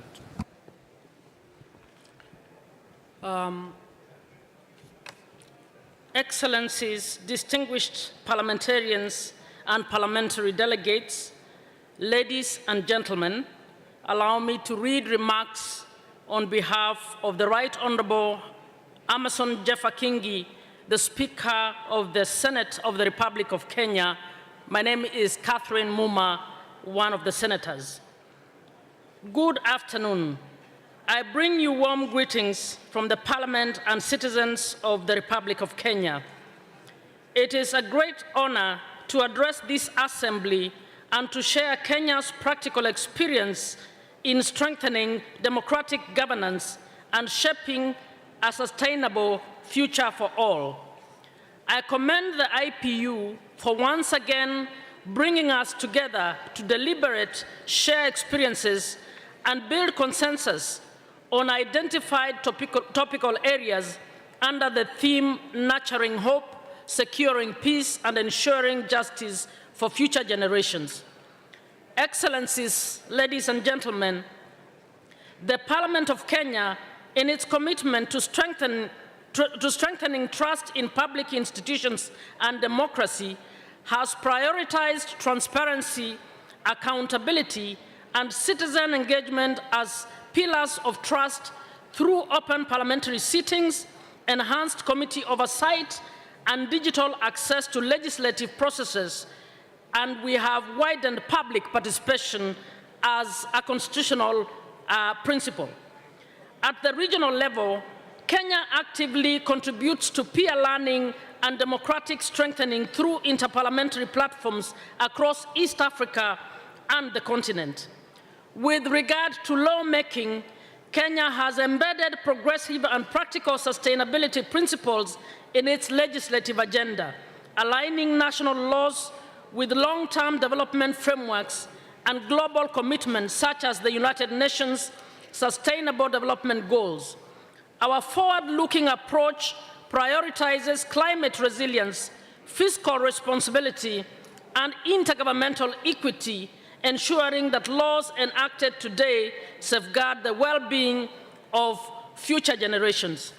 Ladies and gentlemen, parliamentary diplomacy and multilateral cooperation remain a key plank of our engagements with other parliaments and governance institutions in the region, continent, and global levels. We have tirelessly leveraged parliamentary diplomacy to foster dialogue, mediate regional concerns, and reinforce multilateralism through active participation in the Interparliamentary Union and other global forums.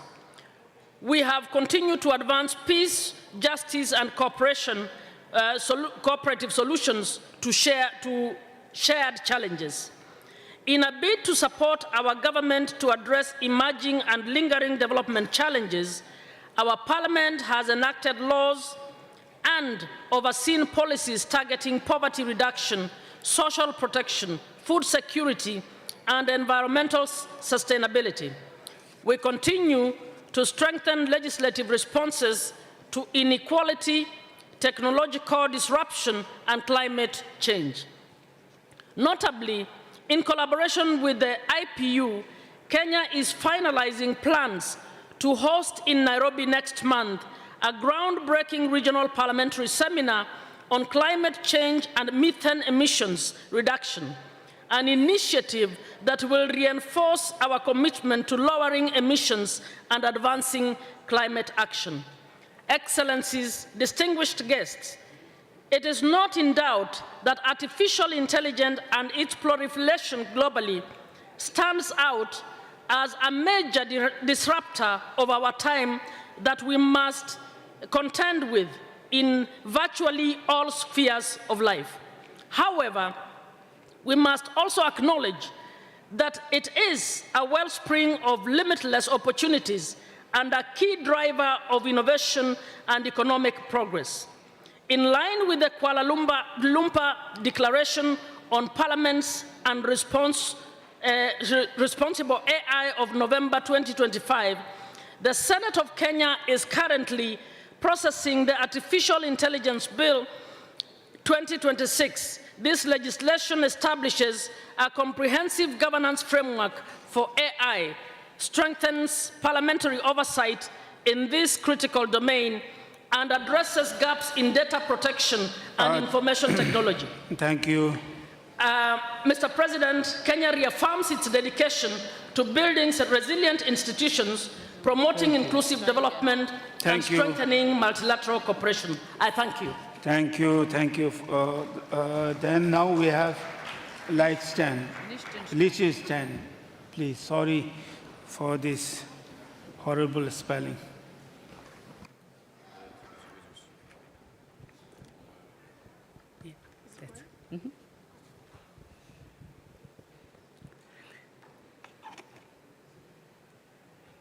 Mr. President, distinguished colleagues, I speak today on behalf of Liechtenstein, a small country in the heart of Europe with only 40,000 inhabitants.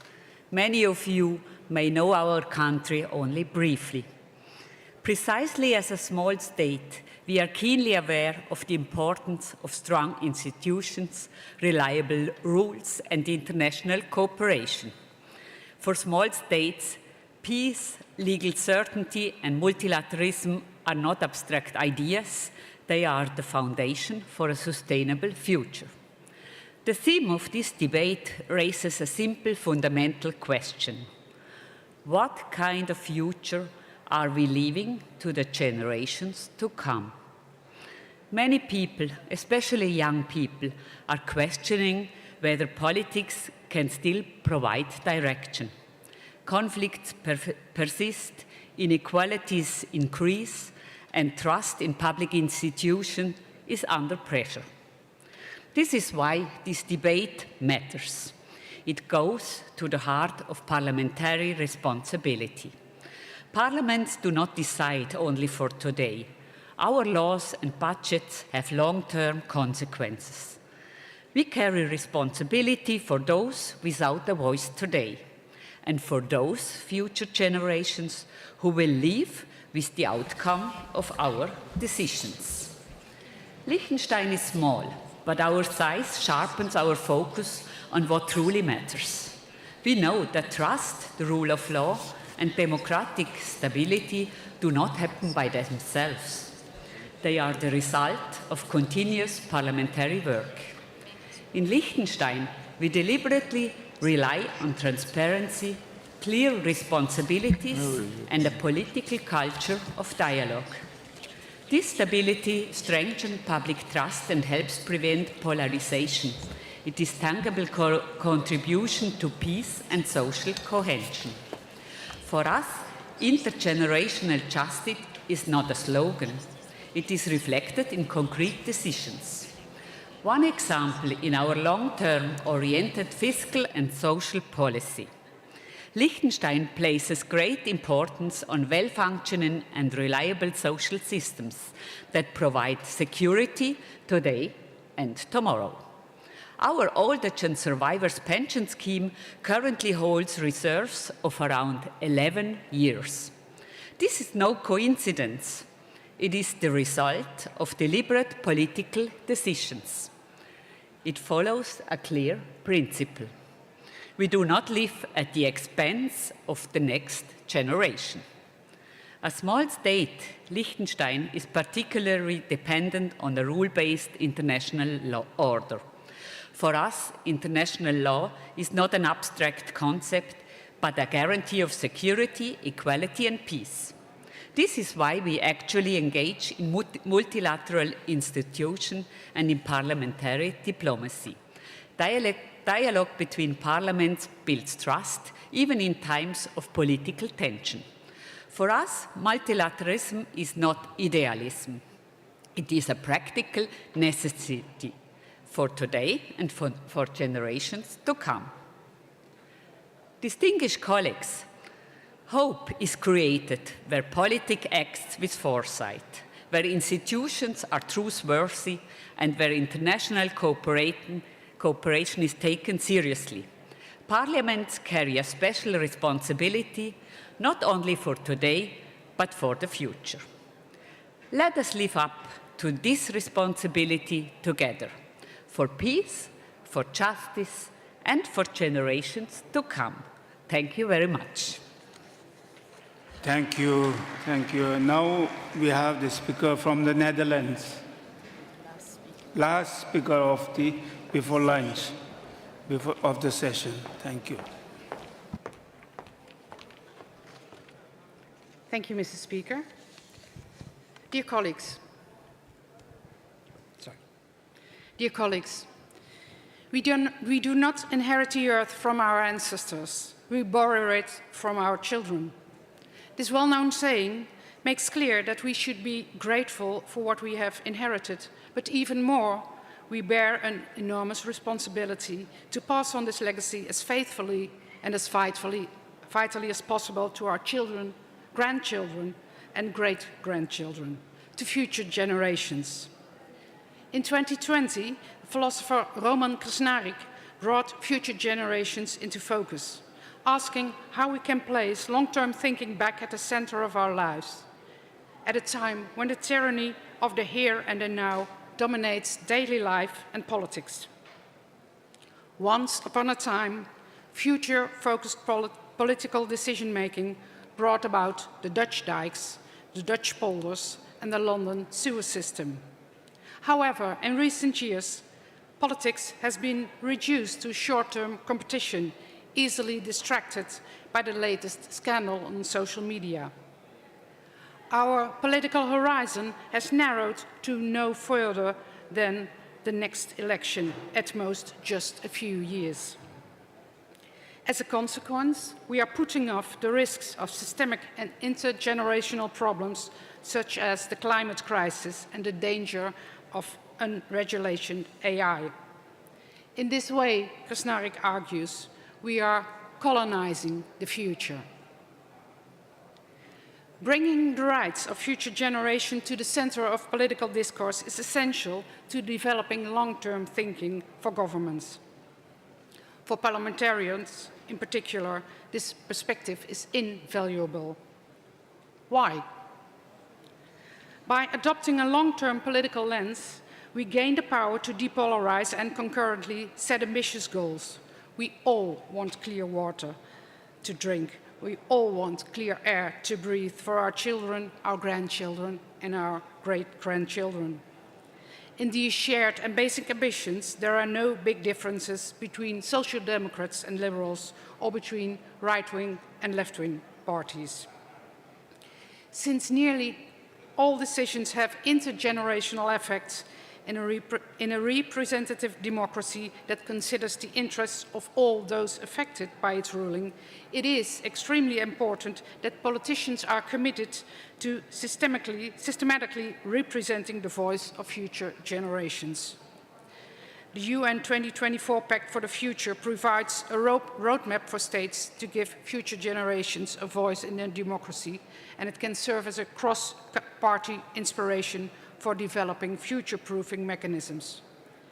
Additionally, a practical and proven method to avoid short-term dominated politics is the use of randomly selected citizens' assemblies, which show that participants are likely to propose solutions that benefit the long term. In the Netherlands, we have taken the first steps towards fulfilling our responsibility towards future generations. I will share a few of our recent efforts to advance intergenerational justice. In 2025, the Dutch Senate adopted a motion to promote forward-looking, sustainable lawmaking that benefits future generations. The initiative was endorsed by opposition and coalition parties, proposing an additional criterion to be assessed in every new law, addressing questions such as, is the bill future-proof, and what consequences will people and the planet face in, say, 50 years? To properly answer this question for each bill, a future assessment should be conducted as a standard for new legislative proposals, providing insight in the long-term effects of policy regulations. Last week, we discussed this point with the new Prime Minister Rob Jetten. He affirmed that the new government will develop a generational test based on the shared understanding that generations are interconnected and that every decision of this today affects not only tomorrow, but also all days thereafter. Granting future generations in a solid position in parliamentary decision-making is an urgent task for the present generation of politicians. We are facing critical challenges, a climate crisis, increasing geopolitical conflicts, the erosion of democracy and the rise of autocracies worldwide.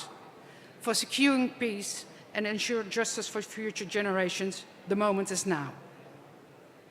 To conclude, when it comes to nurturing hope for future generations, a phrase of the American writer Rebecca Solnit rings true. Hope, she writes, is not patiently waiting and wishing for the best. On the contrary, hope is an axe that can break down doors in an emergency. Hope is not based on wait and see. Hope demands working and acting. Providing hope for future generations across generations means hard work for us, present-day parliamentarians. Let us live up to the special responsibility as future stewards and work towards an interparliamentarian union resolution on developing political instruments that encourage and establish future generation-proof politics. Thank you. Thank you so much. Now, before we close the session, we have a request from Iran for a right of reply. So, as per the statutes and the rules of procedure of the IPU, Iran has 2 minutes to reply, and please abide by the rules of procedures. So please go ahead. Thank you, Mr. Chairman. Bismillah ar-Rahman ar-Rahim. In the name of God, the most beneficent, the most merciful. for the better understanding of the representative of the UAE and some other countries of the Persian Gulf states, I have to say this with clarity and based on the international law. Several points I would like to make here. The Islamic Republic of Iran, as the literal, responsible and committed state that is committed to international law, has always attached great importance to the liberation and the freedom and the rights of the Strait of Hormuz, the Persian Gulf and the Sea of Oman, and in the previous decades this pathway has always been open for everyone. So this plan that the Strait of Hormuz has been closed, and the closure is baseless, and it is a politically motivated effort to deviate the public opinion from the real source of the instability in the region. Today, what is really threatening the security of shipping is not the legitimate right of Iran, but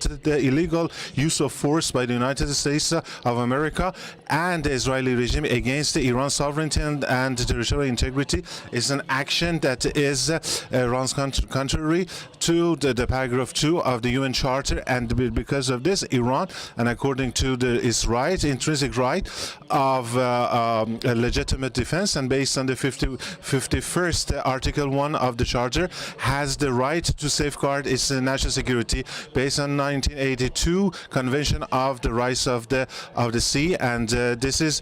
If it is not a threat to this national security of the literal state and based on the Article 18, and any kind of threat to use the force against the territorial integrity and the sovereignty and the independence, political independence of the literal state, and it makes it. Brings it out of the harmless one, and the 31 article of the transit passage regime makes it forbidden. Just اونا خیلی حرف زدن. خب این حق یک ملته. لااقل یک دقیقه من وقت بدید. And I would like to say this to United Arab Emirates.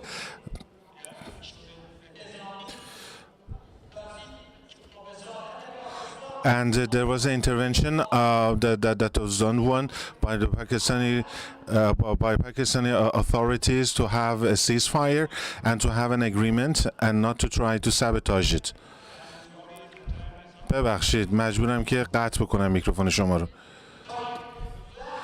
And if they have used the latest technologies and equipment and weaponry against the Islamic Republic of Iran, and these countries put their airspace and everything they had at the disposal of the invading country, that is the United States. متشکرم.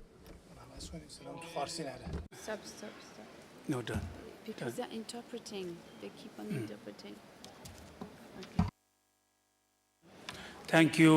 2:30. Now, the next session after lunch will resume at 2:30. Thank you.